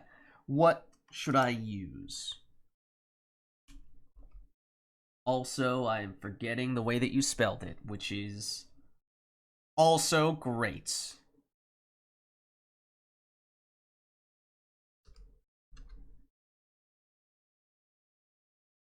And do you have a triumvirate of preference? Chaos inbound indeed. So we do have customize off. We'll do that. That means randomized XLs, randomized talismans, and randomized masteries. Won't even get to know what those things are in advance. Just gonna get thrown straight into the action here, which is why, you know, typically might try to ease into things a little bit for someone who is going in for their first time, but, you know, to each their own. To each their own. Rors's choice for the song. Rors, let us know if there's a particular song that you would like, and if there's a particular triumvirate that we should set you as. And we can make that happen. In fact, I mean, I could cheat and see if you said something in particular in Discord. Do you have a specific team that you represent? Perhaps. Perhaps not. It doesn't seem like, at least in Discord, if I'm trying to cheat the system. I mean, customize off is always fun, of course. It is always fun. And Barrick, And Barrick, don't tempt fate. Don't tempt fate. I already had to time you out once. You know what you've done. You know what you've done.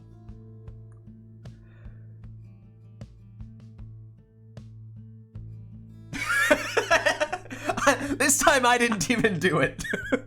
I didn't even do it this time. Baylor did on my behalf. It wasn't me. It wasn't me. Baylor got him.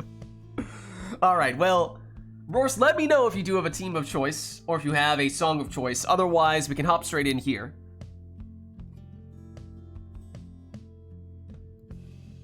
Anor? Anor. Don't do this.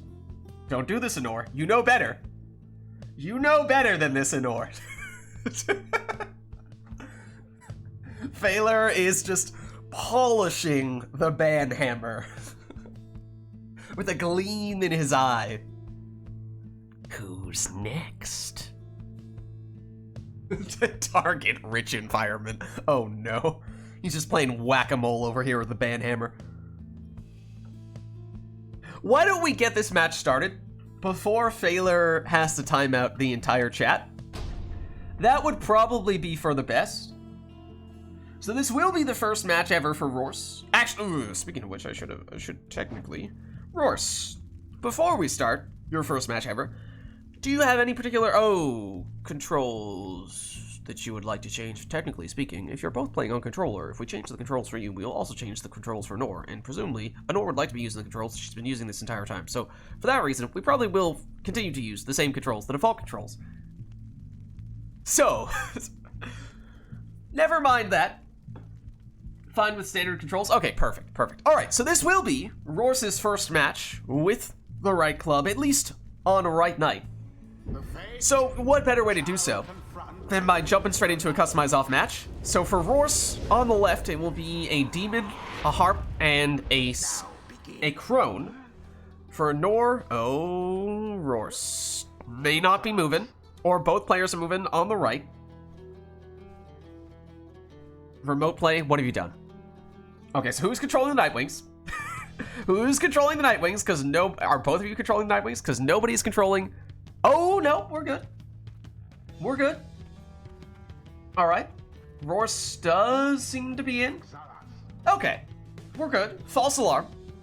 False alarm, I think. Roars, good on your end? And or I assume you're still fine on your end? Seems like the Nightwings are doing okay? Okay. All right, would you like me to count us down here? The whole floaty Pambatha there makes me a little nervous, makes me wonder if perhaps Roars' controls may not be exactly working as intended. Rorsar, are you good on your end? Such is the way of things with remote play and first-time users sometimes. Lendl do be reading, apparently. Or at least flipping through the booklet. Is he technically the reader of the accusers? I don't believe he is. He's trying his best, though. There are pictures in there. Yeah, Roars, this looks like... I mean, I don't want to speak on your behalf, but it looks like perhaps things, control-wise, are not going terribly well. Remote play, perhaps, is messing with you right now. And that may be what,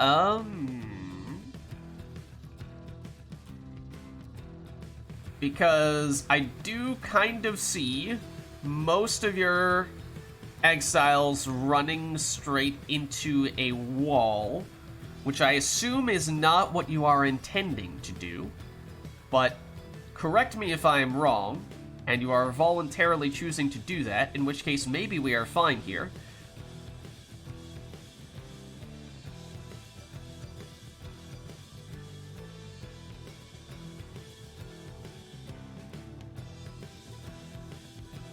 Are you good, Roars? Or do we need to restart with either a new RITE or maybe resend you the remote play invite, and perhaps that way we can hopefully do the classic reboot strategy and see if that fixes whatever issues may be popping up here?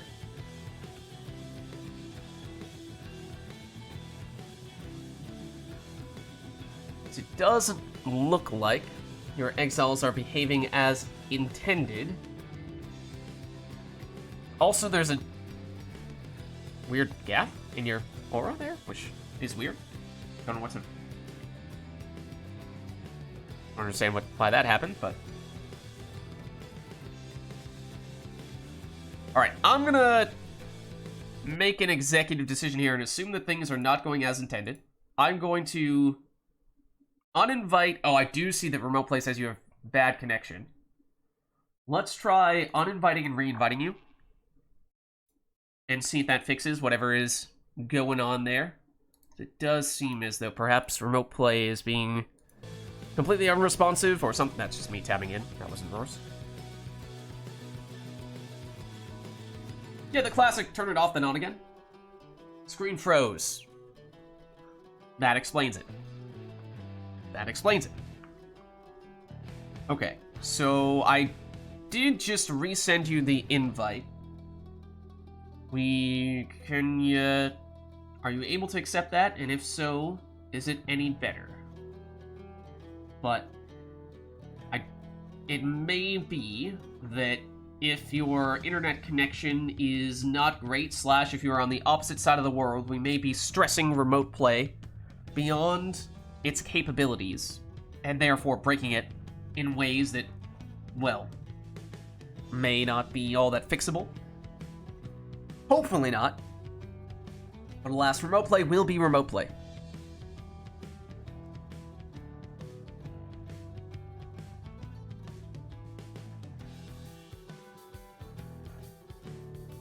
Alright, well, that does not seem to be working.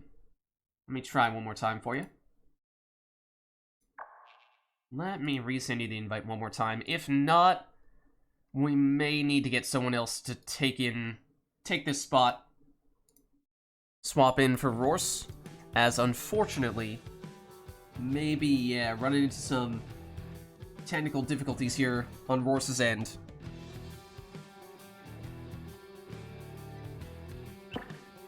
Okay, that is the sound of Rorse getting back in. Theoretically. Fingers crossed.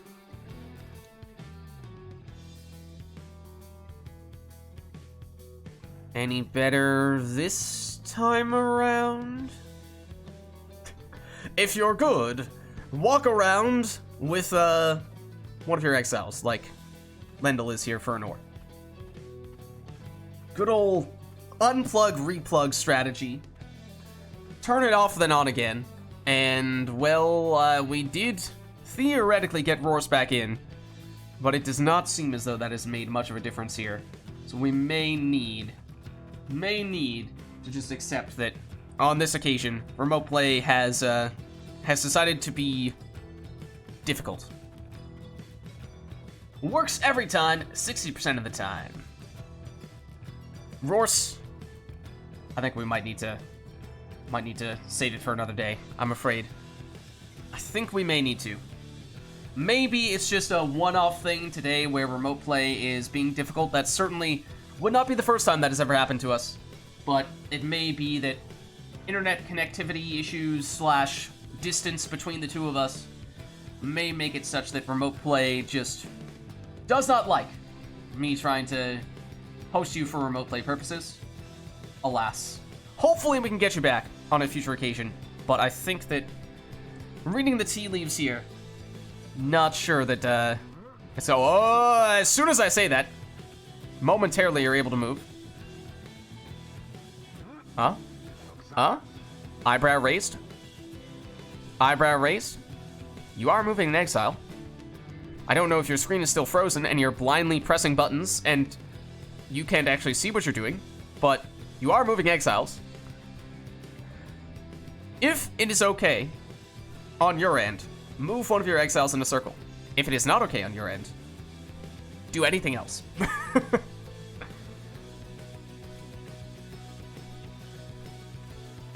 Anora's fine, but I take that to mean that Rorse, yeah, I think we just need to call it there on Rorse's end. Unfortunately, hopefully we can get you in on a future occasion. Maybe it's just this time around that remote play is being particularly difficult for you, but unfortunately, it does seem as though remote play, at least today, is not being cooperative enough. Plague Pals! Let's get someone new in here. Let's get someone else new in here. And I don't know. Perhaps some of the raiders may be interested in hopping in. I'm just saying, I'm pretty sure that, at least one of the people who hopped in here has played Pyre before. Pretty sure that's true. Break out the popcorn. Ooh. That's very much not popcorn. I'm trying to recreate popcorn sounds. Those are not popcorn sounds.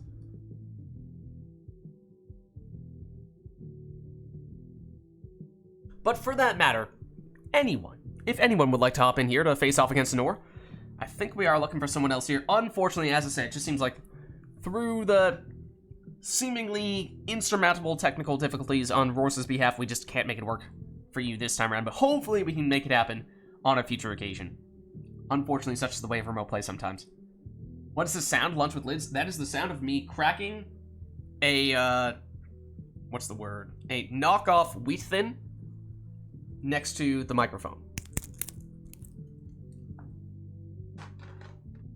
And then dropping them on a plate. Yeah, lunch with Lids when he is cracking knockoff wheat thins in front of a microphone at 5:52 p.m. Lunch with Lids, confirmed. Alright, Phailor will get back in then, in that case. No worries. No worries. Let's bring him in. Let's bring him back in. Sometimes, Phailor, there is no escape. Wait a second, that was a Hades Maybe it was.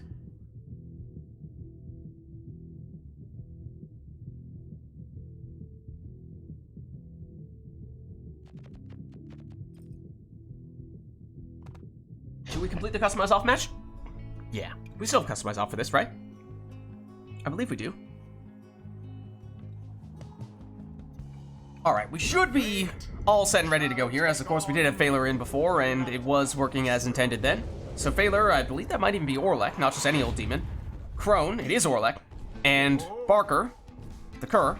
Then for Nor, it is an Imp, a Harp, and a Worm.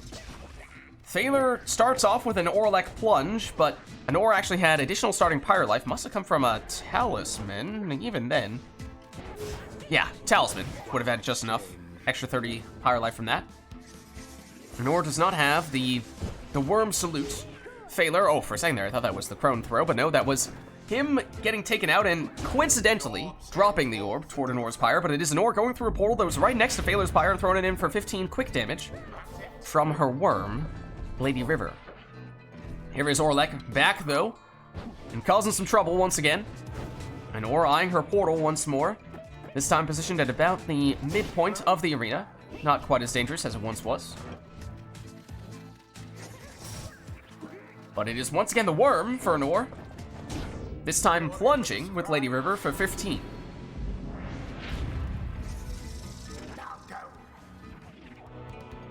For Fritz's throw is unblockable and it lands for the full 30.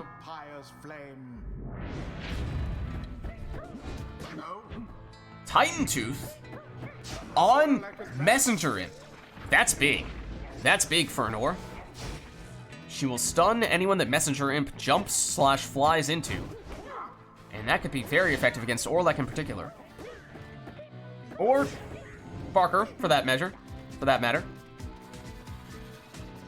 And that means Phailor is hesitant to jump up and block Messenger Imp in that situation as well. So both an offensive and a defensive talisman. A very good one at that. Phailor's still able to make it through there with Barker. No prayer beads on him, so he's now gone for this round. Nor trying to bait Phailor into jumping into that Messenger Imp, but he was not taking the bait. Look at that play, though. That was a beautiful harp cast through the portal, setting up this 20 damage throw. The Nightwing's pyre burns brighter for now. Parker. Banished.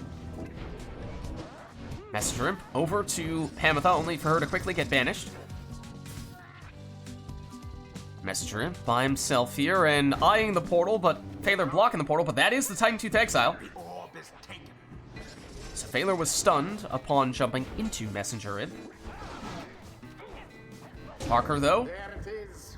does make it through. The show of strength from the Nightwing's Anor won the opponents. orb race, but quickly got banished, and that was a huge cast from Vorfrit, getting rid of all of Anor's exiles. A true aimed thrust. So Phaler with an uncontested 30 damage throw there, and Anor dropping down to just 5 Pyre life. Flame remains. And very unlikely that Anor has any rekindling here, as I think we just saw Vengeful Vow as one of the talismans she has. We know that she has Titan Tooth on one of her other exiles, and Right Light would be the only other possible way she could get rekindling. There is none, and that means Phaler takes the win. Fail. Their adversaries confidently thwarted. GG. The right is done. All right, let's head on back, Until the stars align. and let us know, chat, if there's anything we'd like to see for the next one. Oh, and that was Phaler. Let me change the name. I forgot to do that. That was Phaler in player 1 spot.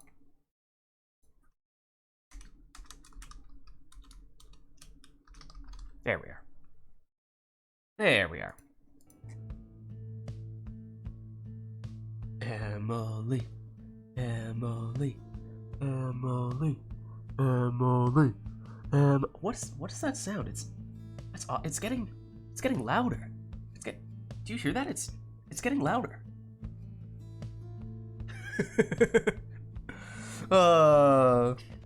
All right. Well, we'll turn customize back on, unless of course we want to continue to do customize off matches. But let us know if there's anything in particular we'd like to see for the next one.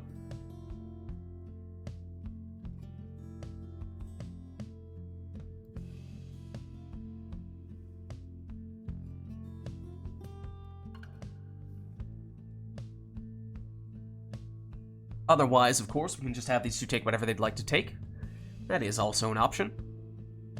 We have not had many of those matches today. Whole lot of customize off. But that is quite alright, if the players are up for it. Flutter Imp, aka Flutter Fly, will be the new song. So that much we have confirmed. Will that be all, though?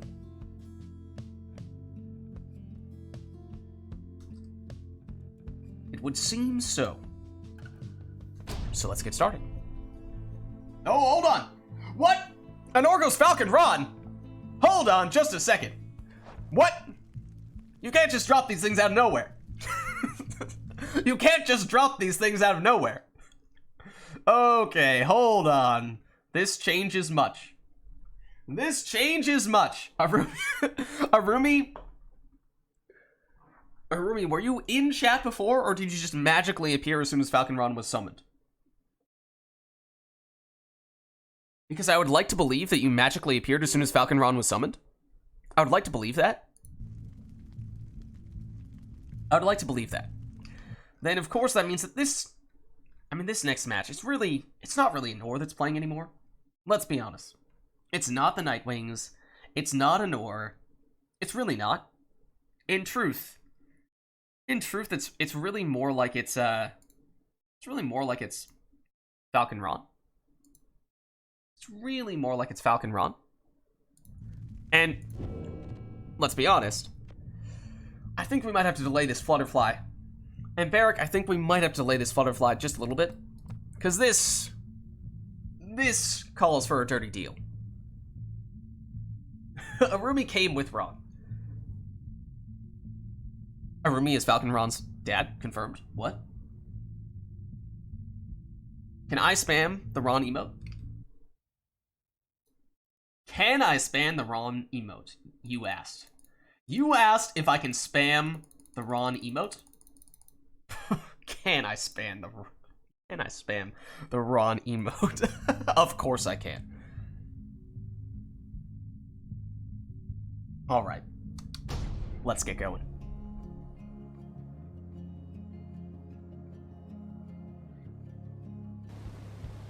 Oh, wait.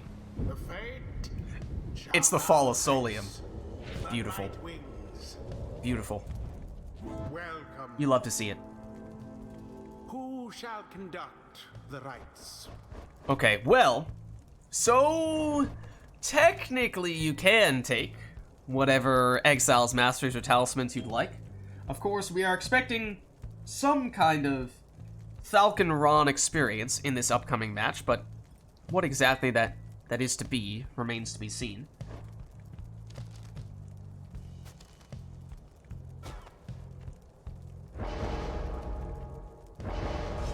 Jodariel. What?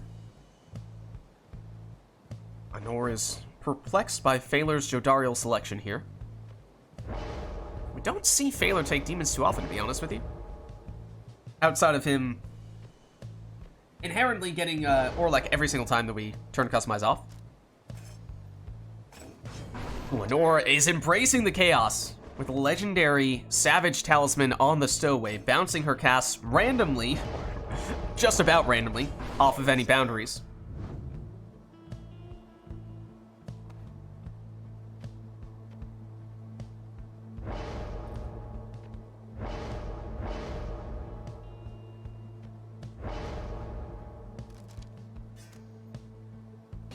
But a much more standard selection there with a power casting Headwind. Phaler with his second slot went with a presumably yes. Oh no, not Web Lanthorn. That is a cursed talisman on his imp he must have taken. Oh no, saw that it was black, but thought it was taken. It's just believe unavailable for the harps. I might have been misreading that. But he does take Tamitha there. Is it a Web Lanthorn? Ah, it's a web. Ah, it's your standard set. It's your standard set. I thought for a second there he was sneaking in something chaotic as well. He was not. He was not. Alright, okay, so Anor goes for a boring Web Lanthorn imp as well. If you insist.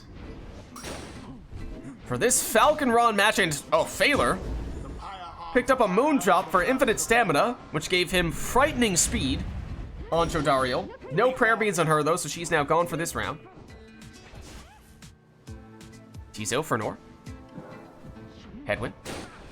Looking to power cast, although abandons the orb momentarily. Headwind is Back with Tizo, and now the stowaway.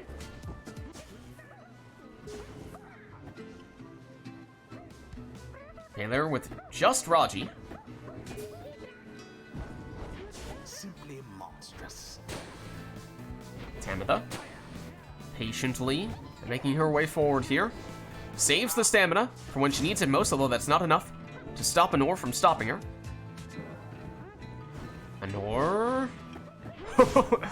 goes through the portal, doesn't care about the orb, just wants to go over there and bounce that cast off the barrier and see what happens. This time around, though, nearly made it through with Headwind. Not quite, though. Phaler does have someone next to the Pyre. Anor defenseless here, but Phaler is orbless. And has to retreat with his exile, who was right next to the Pyre, just to get it. Not really something he wanted to do, I'd imagine.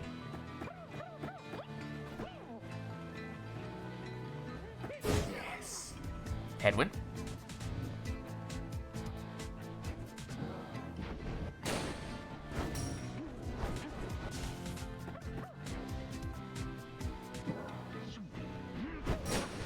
Power cast, but to no avail. There goes Headwind.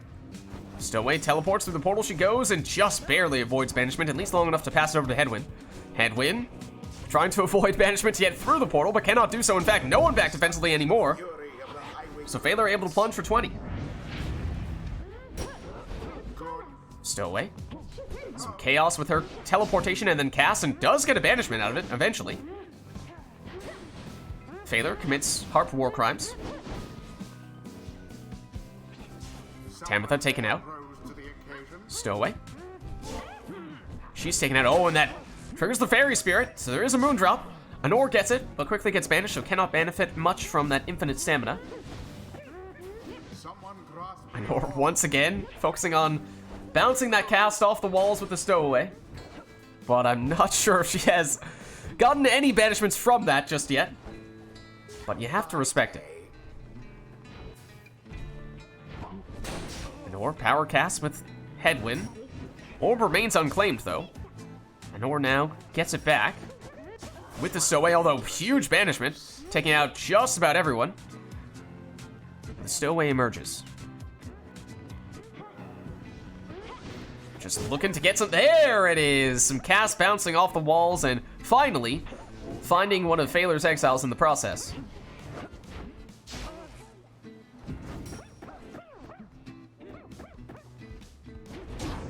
Phaler though, enough room to make it in with his harp, plunging for 20 here. Stowaway lands another good cast there. Here she is, unsuccessful on her attempt to plunge. Headwind with some big casts here, banishing all but Tamitha, so Tamitha retreats. And is just on an infinite portal loop.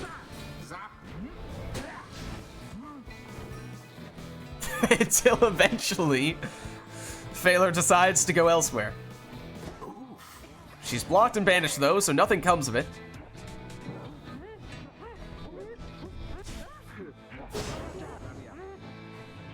Stowaway. She's just here for the casts. And just here for the chaos.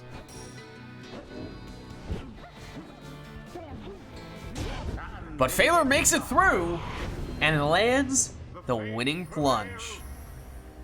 They vastly outperformed their adversaries. GG. The ceremony Got 3 of the wall bouncing casts, and that's really all you were looking for all along. Can't help but feel like that was perhaps not a typical rite in which the players were trying to remove all the Pyre life from the opposing Pyre. More so, they had their own personal, unique objectives that they were seeking out. Between those moon drops and those bouncing casts. But alas, a chaotic rite. Just like we were hoping for. Okay, well let us know, chat, if there's anything we'd like to see for the next one. Let's go back to the... What was this song? It was a Flutterfly that we had previously, right? Before we made the switch to the Falcon Ron match. But Falcon Ron has left. So we're back to the Nightwings here, and we're back to Anor.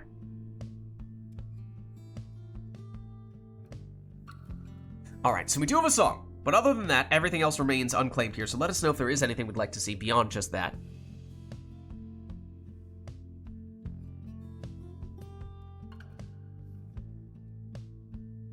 Is there anything beyond just the song that we'd like for this next one?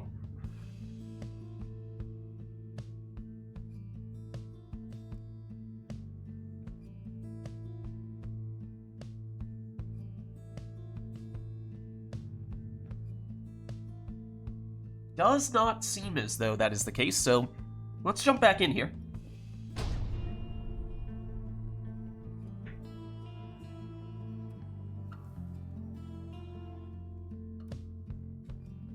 The fate shall take on the Nightwings.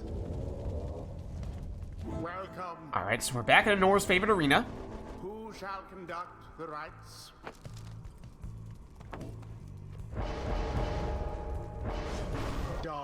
And it is an arena that Phaler is fond of using a particular strategy in.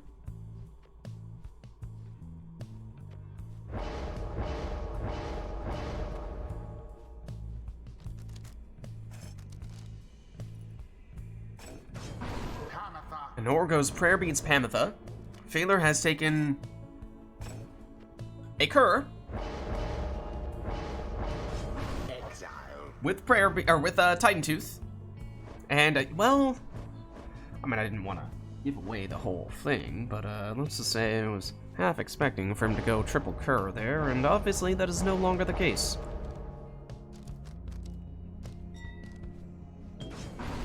It's a quick throwing Stowaway, the second selection there for Anor.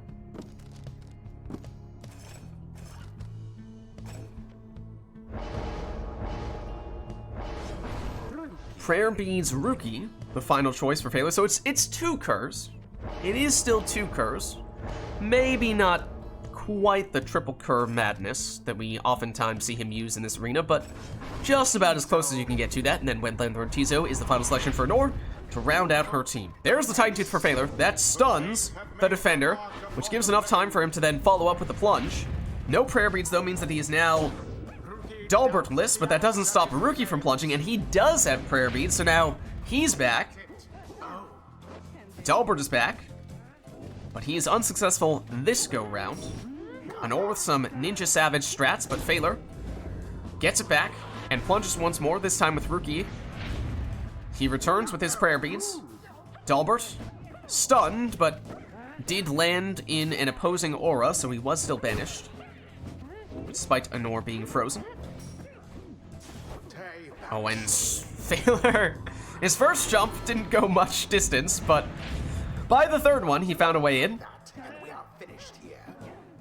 Anor intercepts. And oh, they were all lined up for an amazing cur cast, setting up the winning plunge. Their adversaries must be crying tears of shame. I can just imagine the way that Phaler's eyes lit up when he saw all of Anor's exiles perfectly aligned for that big cast. Until the stars align. Brighton agrees. Alright, and now Anor potentially looking to swap out if anyone would like to take her spot. Do we have anyone else from chat who is interested in hopping in here? Anor is volunteering to swap out.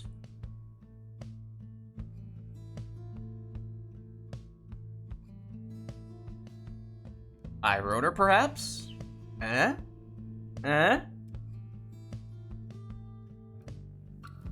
Don't think we've had any I wrote her appearances in the actual rites today.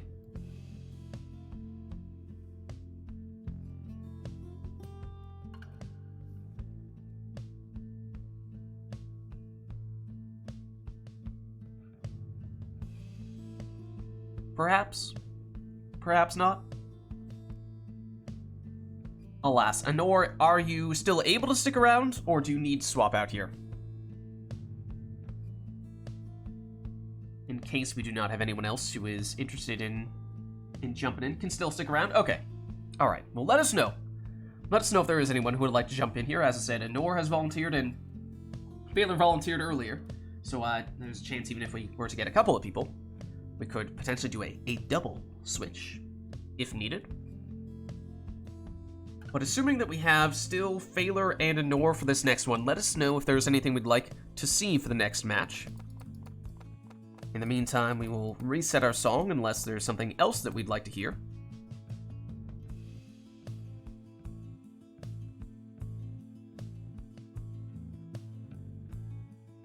But of course, barring any requests, we can have them take whatever they'd like. That is certainly also an option.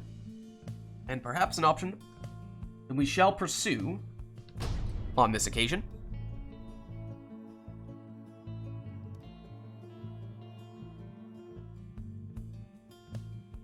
The fate shall now face. Alright, it's the Nesta Triesta, and no requests at all this time round, so entirely up to you to take whatever you'd like. The rites. Entirely up to you. I feel like oh no, we have had Nesta at least once today. For a second there, it was feeling like we hadn't seen it at all. Phaler back to the Titan Tooth, though this time on Jodariel. Some more stuns, but in a slightly different way than we've seen him use in the past.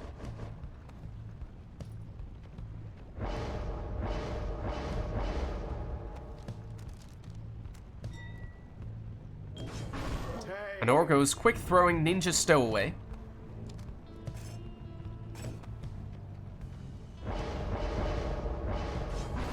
Phaler with the standard Webbed Lanthorn Raji to bring back one of his banished exiles whenever he does the banishing with Raji.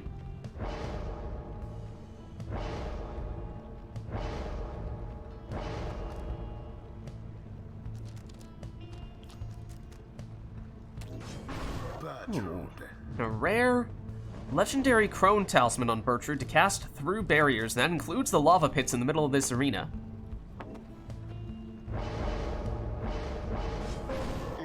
Phaler goes for the extra starting Pyre life on Ignarius. And may have taken the extra starting Pyre life on some of his demon masteries as well, in which case he may be looking at a whole lot of extra Pyre life now. An Orgos Web Lanthorn Tizo. And here we are. Yeah, it's exactly 200 starting Pyre life for Phaler, so obviously that's quite a bit. Orb remains unclaimed until Lenore quickly scoops it up here and flies outside the bounds of the arena.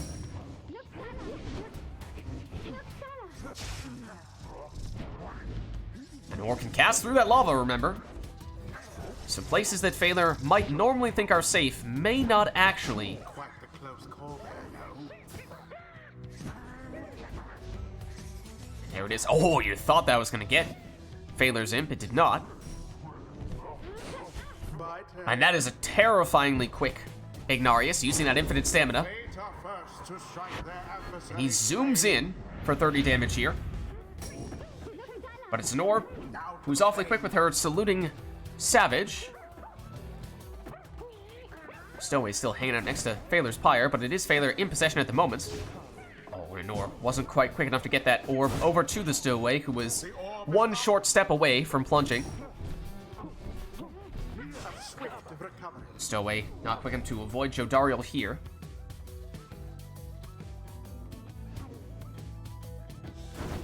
Through the portal she goes, but she is stopped.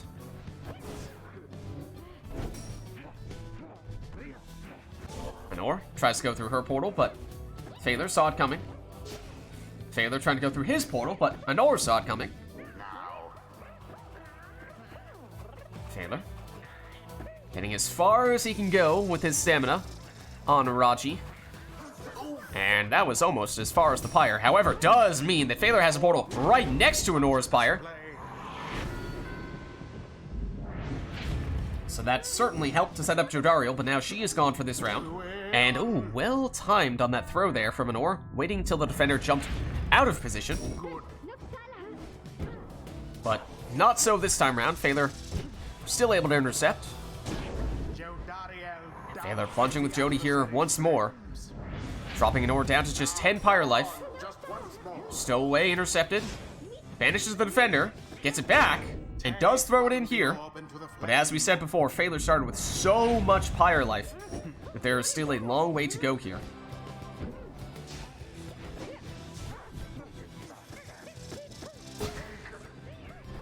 Lenore now with just Tizo. Does bring back the Stowaway though. She retreats. Oh, and was thinking about the portal, but did not make it through. Phaler intercepts and plunges for the winning score. Most excellently done this time, I must admit. GG. The rite is done. Well played, you two. And let's head on back. Until the stars align.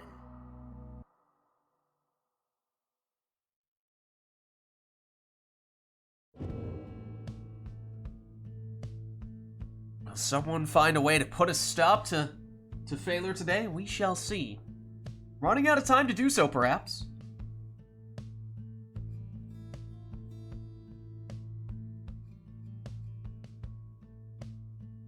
As we were saying, if there is anyone else who would like to jump in here, I believe at this point both players have volunteered to swap out, but if not, we may be looking at another Phaler-Lenore matchup.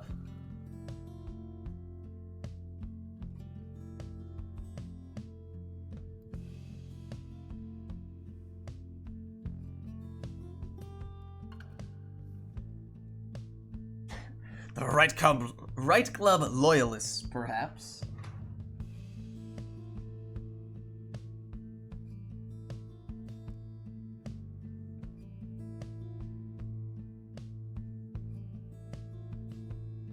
Well, not seeing any requests right now. So we may be in for another one in which we just have both players take whatever they'd like.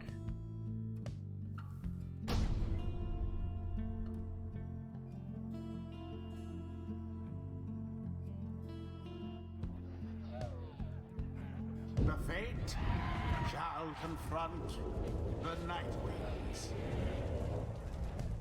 Welcome. So it's the Isle of Kalamer. Who shall conduct the rites?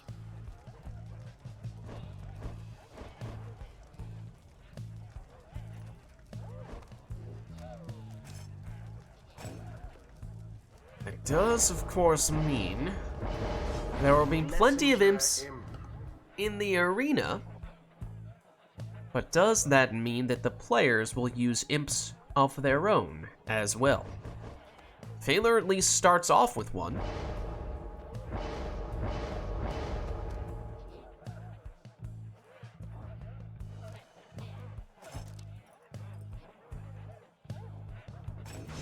As does Anor, both of whom I believe started with the standard Webbed Lanthorn set. So if they were going one imp, that is presumably the way they would choose to set it up. However, will there be more? There's at least a second on Phaler's team.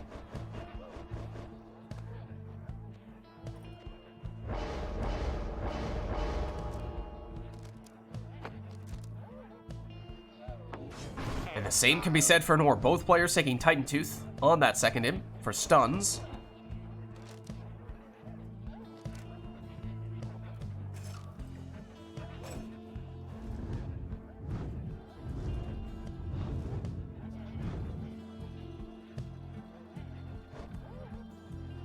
Wait, and Baron, when did you get that in? Last Exile is taller than the second, you say?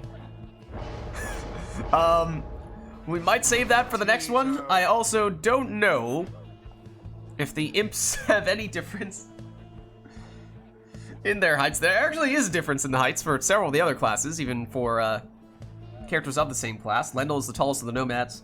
Deluge is the biggest of the worms. I'm not sure that the imps have any differences in size. Is Tiso the tallest imp?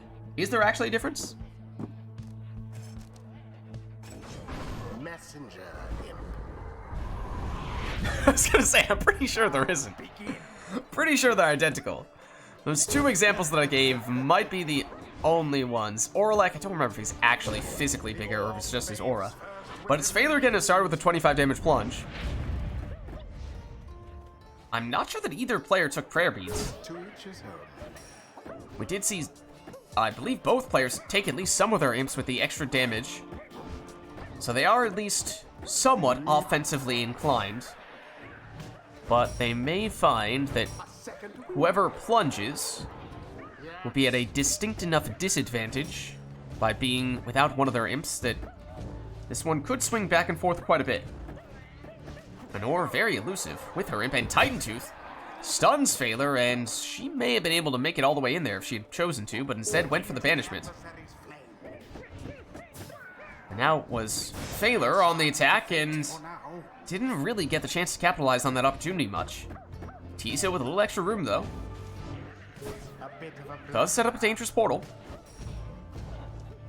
which Phaler is now blocking.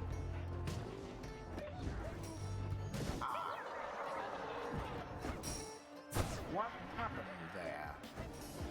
Phaler now on the move. Blocks, Titan Tooth, possibly a double Titan Tooth at that. I think it may have been. We did see both players take Titan Tooth on one of their imps, just a matter of was that the two of them in question, and that was Nor's Titan Tooth imp, so there is the offensive use case for that talisman. Stun the defender, giving yourself time to either plunge in or throw it in uncontested, as she was able to do there. So full damage from Anor, and still at full strength as well. I think that was another double Titan Tooth. Dangerous portal for Phaler, though.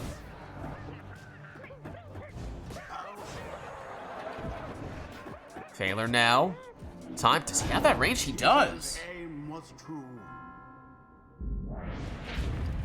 The Fate have gained an edge for now. Phaler opts to use the portal.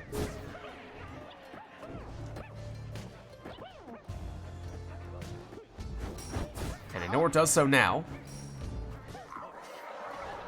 Blocked, but stunned is Phaler. Orb inadvertently hits Phaler's Pyre, bounces back out. Phaler retrieves. And has some room here. Barely a mark against that Has to cut the flame. throw short, but does get 6 damage out of it. Tis Assuming that players are scoring in increments of 25. one triumvirate Barring stands more unopposed. quick throws, that may not prove to be that meaningful of a score, but here is a full 25 damage from an Oar's throw. Bit of a face-off there. Tough luck, Nightwing. But everyone down on an Oar's side. Time for Phaler. Here is a full damage throw. Now, end the ceremony. United. Everyone down on an Oar's side. It'll be a while until she gets someone back. They've not returned quickly enough to stop Phaler, so he will get the winning plunge. And such a well-conducted victory it was. GG.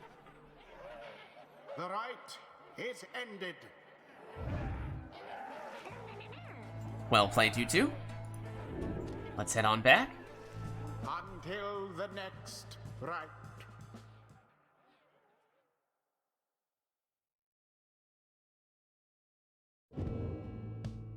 Alright, and do we have anyone else who would like to hop in to take either of these two spots?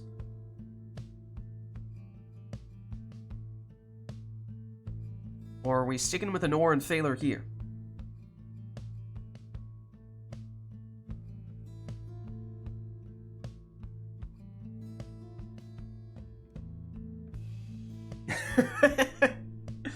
Phaler's like, come on! You can get in for a few matches. You can get in for a few matches, right?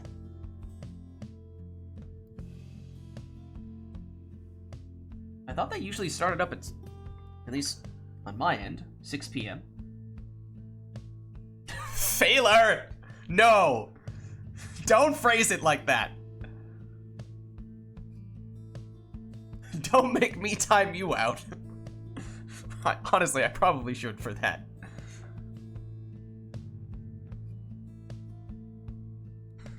Hold on. You know you deserve it.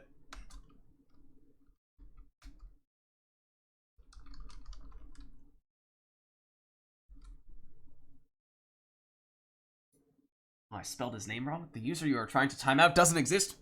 No, there's no way. There's no way.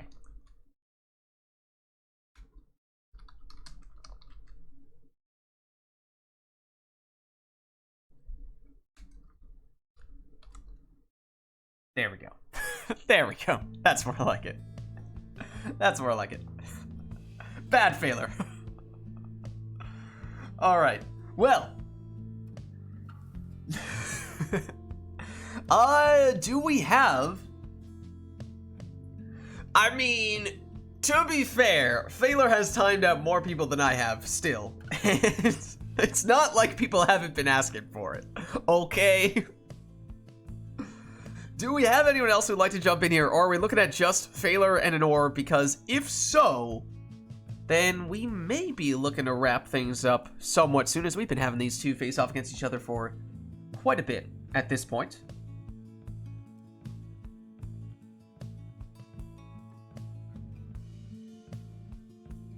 Might we even be looking at our penultimate right here? Might this even be our penultimate right? In which case, the last one in which we take any requests? Could that be? Perhaps? Perhaps? Scratch his beard? Adjust monocle? Lynn has a monocle? No. No, I don't have a monocle.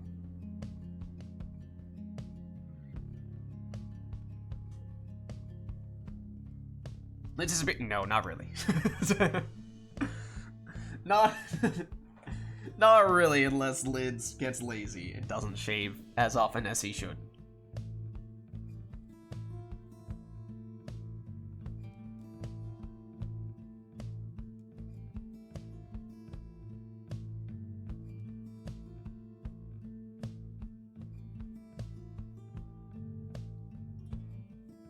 Alright, but not seeing any requests here. Until Anor comes in and immediately after having said that, she turns customize off. Fair enough. Fair enough.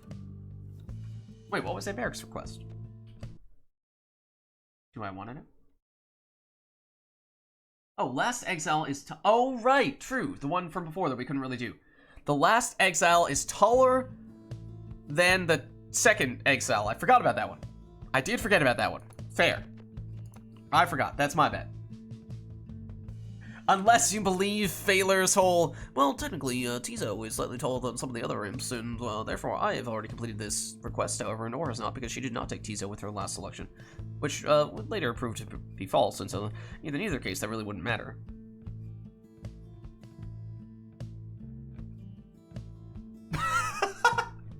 And by timing out Phaler, he has been demodded.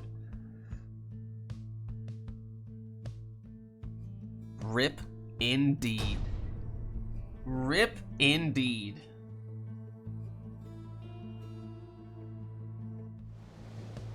Oh. The Fate versus Oh. the Night Wings. Was it still customized off for that? I think I remember to turn it back on. Who shall conduct the Because speaking of chaos, so your third exile needs to be taller than your second exile. Approach that however you will. Anor has come up with a request for no Titan Tooth. Just in time. I wonder why. I wonder why. So third exile must be taller than your second exile. That is the request. Along with the no Titan Tooth.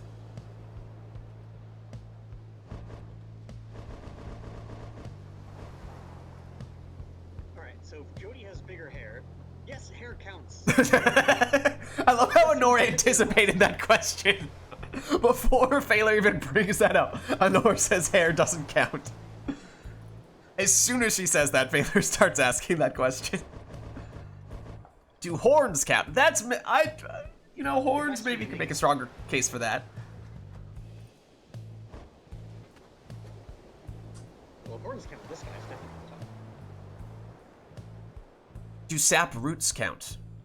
Are we counting saps from the ground up, or are we counting their subterranean height? Throw a Snadra on that one. Dariel.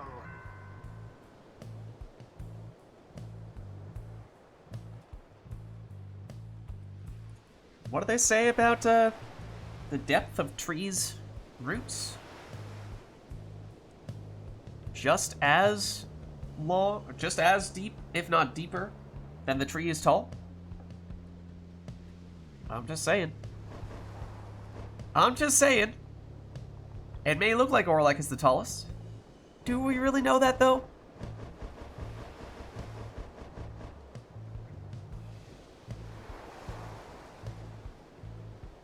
What about their posture? Well,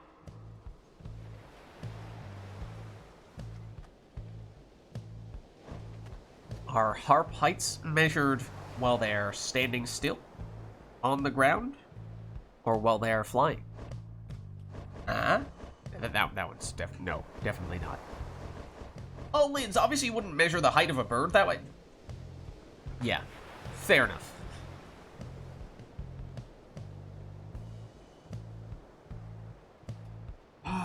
Barrack. I'll give you a pass on that one because it was subtle enough that you could perhaps make the case that it was not intended to be a pun or a play on words.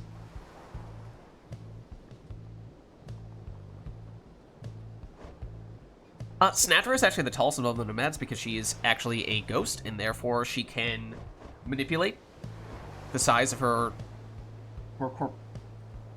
spectral being at will.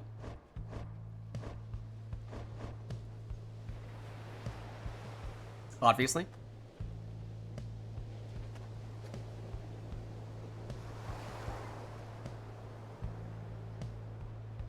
She can what?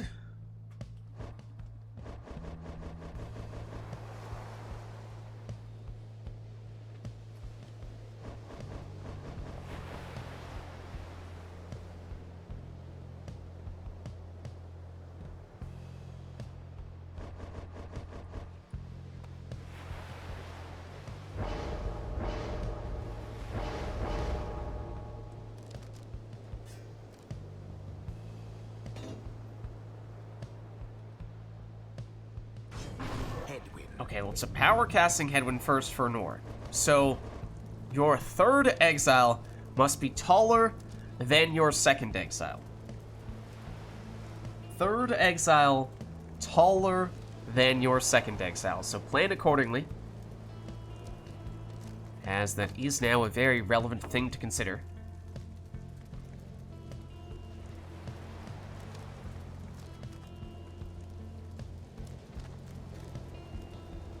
Exactly, Arumi. Exactly. Absolutely nothing changes gameplay-wise. Her aura size doesn't change. But yeah, she can now press all the buttons. Just change her size in different ways. Taller, shorter. Can you mod that in?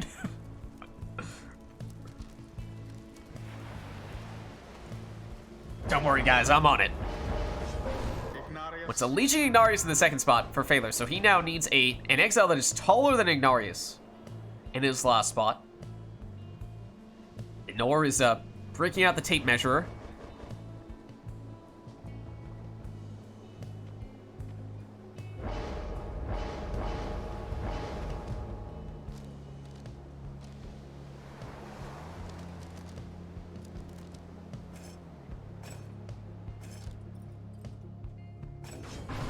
And goes for a speedy Jody, so both players now need to have something that is taller than a demon in their last spot. For Phaler, he needs something taller than Ignarius. And for that, he chooses Orlek. Anor needs something taller than Jody. And so she is making the case that Volfred is taller than her. Snapper Taunt sets her size to be between 25 and 2,000% randomly. Mod ready when? Alright, well, alas. We have what is, at least partially, a demon showdown on the boat. More so in Phaler's case than in Anor's case, as she went with just one demon. Although Jody, getting some pretty serious airtime for both players here. And she makes it in for Phaler.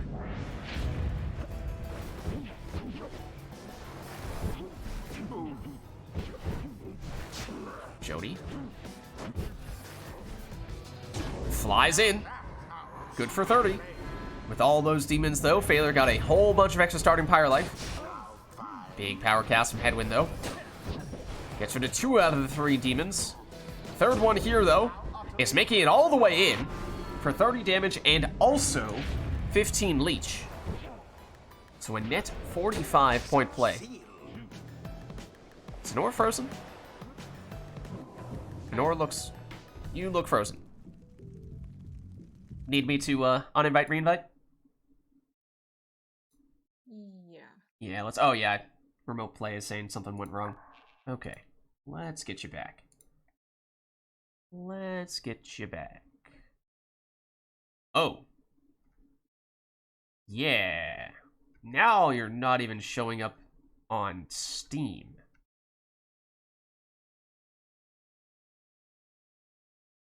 I don't. Hold on. There you are. Okay. You weren't for a second there. It's like, did Steam just wipe you from this plane of existence? Hopefully not. Hopefully not.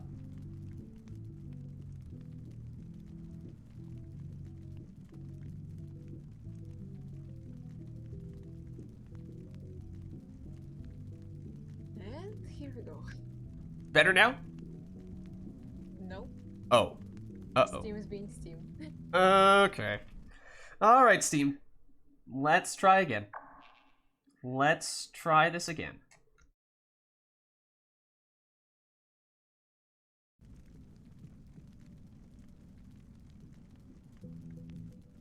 Maybe this time?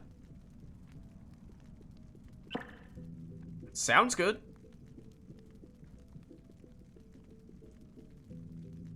I'm in. Okay, great. Alright, so I'll give you guys a countdown. I'll go... Yeah. Oh, alright. Just- Want to just check? Yeah, let's check real quick. Better... Yes. Okay. Alright, I'll give you guys a countdown. I'll go 3, 2, 1, go. And on go, I'll try to fight Phaler's floating controller to resume. Alright. 3, 2, 1, go. Jody, oh, she's flying. And flying in at that. Plunged into their pyre. The right is But now no Jody for Phaler in this round. And Jody just got banished for an orb.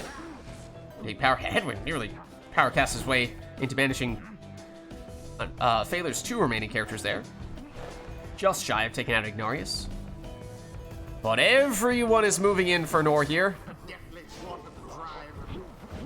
Suddenly it is a showdown of the demons, except Phaler out of position. Into their So Nor plunges with Jody. And now she is Jodyless. Shoulder smash though from Hedwin. Power cast can render the other exile. Now it is just Orlek back defensively. Phaler in position. Does get Jody back. So now he has 2 demons. Bullfred. Into the safety of the sapling. Oh, but still taken out. Hedwin. He tries to hide in the safety of the sapling. That aura is big enough for Orlek that even that may not be safe. Orlek does actually go down to the sapling, though. Phaler pushing the limits. Now it's Hedwin on the move. But he shoulder smashes the defender. And if he's quick, maybe it'll make this in. Oh, and he shoulder smashes the defender again! And he speeds in. the adversary's pyre. And eventually does make it through for 20 damage and also 10 leech. Now that may not be a huge factor when for the most part Phaler is scoring in increments of 25 at the very least. Oh, and Jody nearly banished the entirety of Phaler's team. And it's Orlek. He's blocked, but he banishes the last defender. Divine intervention. But Anor had 10 rekindling. So she holds on. Jody. Banished here. And sniped by Hedwin. It's Ignarius against Volfred. Ignarius absolutely had enough height to jump way over Volfred's head, but Volfred's still able to block him. It's a brazen banner from Jody. Looking for a little extra airtime though, and she didn't really get it, but Now there's a has enough jumps to eventually make it in for 40 damage. But it means no Jody again for Anor. It's numbers advantage to Phaler. Anor trying to change that arithmetic with Hedwin. Oh, it nearly made it in as well, but last second save there for Phaler. Volfred. Hedwin. Hedwin back to Volfred. Exploding sapling. She blinks straight in. adversary's pyre. Now no Volfred in this round. Jody on Anor's side wins out that duel and makes it in here. Plunging for 30. Means no Jody for this round, but Anor gaining some momentum. Still though, just takes 1 score for Phaler. And Phaler has one of his characters camping by Anor's pyre. Unopposed. And there it is. The fate prevail. Their pyre burns whilst that of their adversaries is but ash. GG. The right is complete. All right, well played, you two. Let's head on back. Until the next right.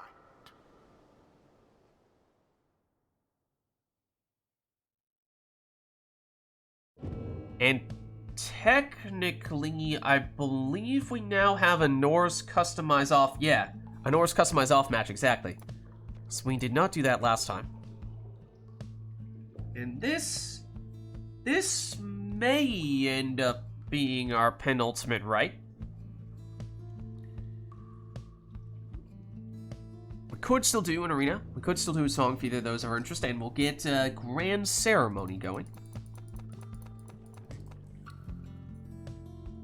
But I mean, after having a random boat, can you really follow that up? Do we have anywhere in particular we want this one to be? Or do we just leave it to the will of the scribes, perhaps? And see where we end up.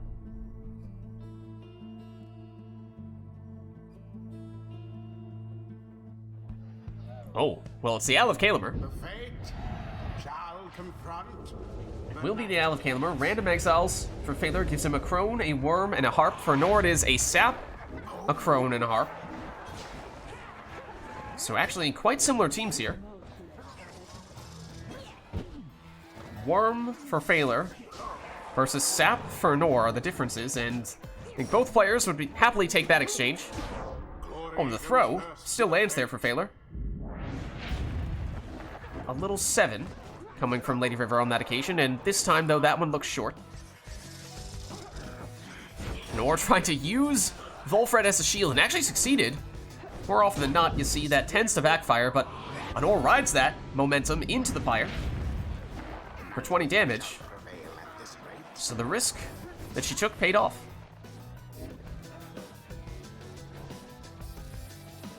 Bertrude. Can she speed past the opposing crone? Yes. It does eventually go down. Oh, and Blackhoof on Phaler's harp. That is not a sight that he likes to see. He cannot pick up the orb with her. So that means that'll have to be a purely defensive Zaxiana. All banished. Yes. That means he'll move in with Udmilda here. Time for the full 30 damage on her throw. Fate are now favored to prevail. And well timed there on the switch and shield from Nor. Volfred, or actually, Palmas, technically. Masquerading as Volfred. Throw does not land for Phaler. Nor gets it back. Switches in to her crone.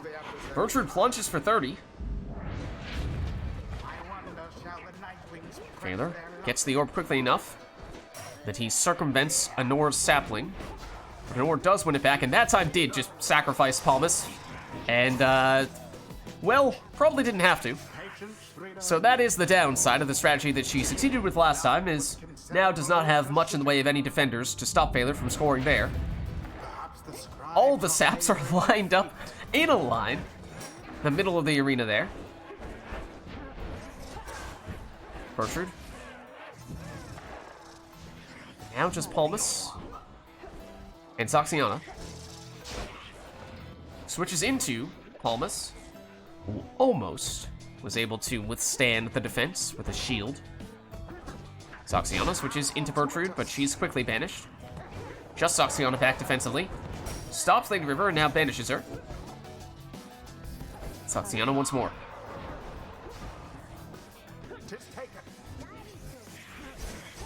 Bertrude slithers her way around, but not past Zaxiana. Zaxiana switches to Palmas again. Palmas avoids banishment. Bertrude, though, also does, at least long enough to pass it back to one of her teammates. Now just Zaxiana, and she is stamina-less and vulnerable. So Phaler banishes, takes it back, and throws it in for 30, dropping an orb down to just 3. But she may have rekindling with Palmas, we don't know. Well, now we do. It's 10. So Anor, I was looking for that. Crone saluted, does not have it. Phaler, I think, was just looking for it as well. Neither player does. That throw is unblockable, but it's short. So 1 score, all that Phaler needs. Anor likely needing 2, could be as much as 3, if it is exclusively scores from Zaxiana. That throw is unblockable from Anor, though. Good for 24, which means now it would have to be Bertrude. But if it is, that is enough damage for Anor to finish this with 1 score. Anyone else would require 2. It is just needs 1 more damage for it to have been enough for Palmas. But Phaler gets the orb and plunges in to finish the job. I thought for certain they would not. GG. Thus end this night's proceedings. Well played, you two. until the stars align.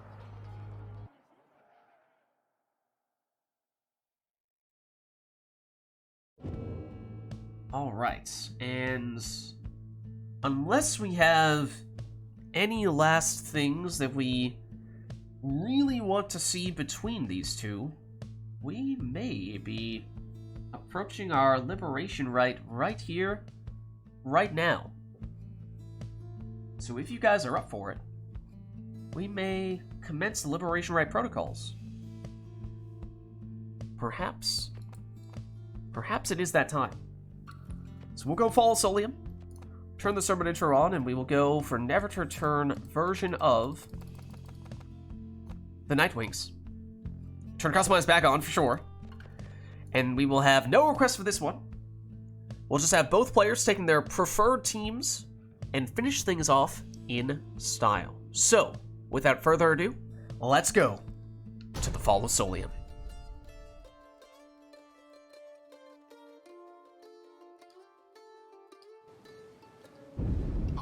Exiles, welcome to the Fall of Solium. Here you may yet prove your worth. Try not to let the pressure get to you.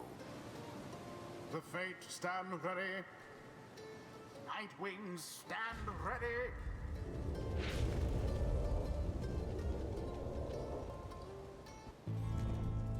The rite shall begin forthwith. Alright, so as we were saying, this will be our final rite of the night, our liberation rite. No requests from chat, both players taking their preferred teams here. So we shall see how they choose to set up. Valor on the left representing the Fate, and he leads with a ninja quick-throwing Almer.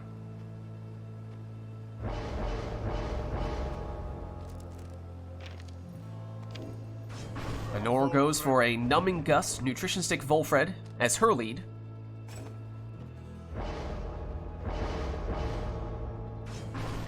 Valor with Fate member number 2, Raji, with the Web Lanthorn.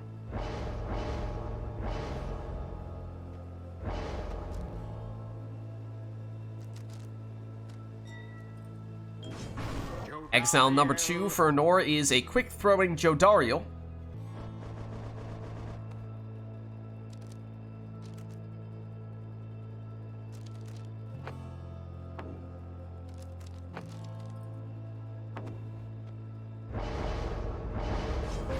Final choice here for Phalar, and he goes for a Titan Tooth on Ignarius.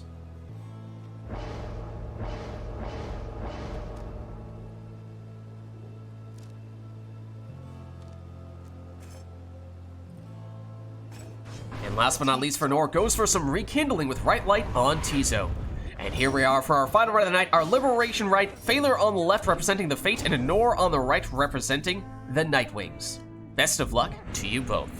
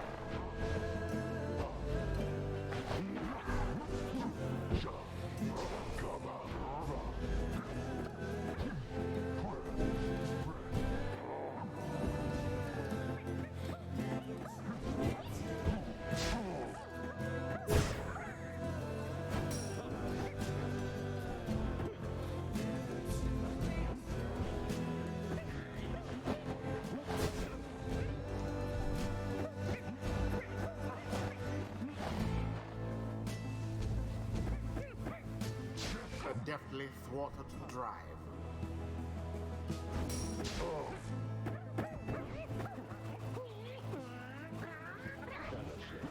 Who? Now.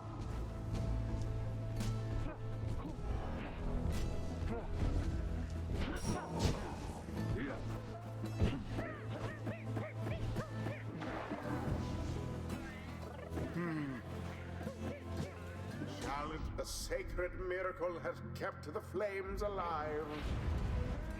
Now end the ceremony. And there it is. And there it is. The fate have proved their worth. GG. As for their adversaries, they did not. Well played, you two. Thus ends the liberation rite. As we were saying, that was our liberation rite, our final rite of the night. Thank you everybody who participated in the rites today. Thank you everybody who gave us the request in chat as well.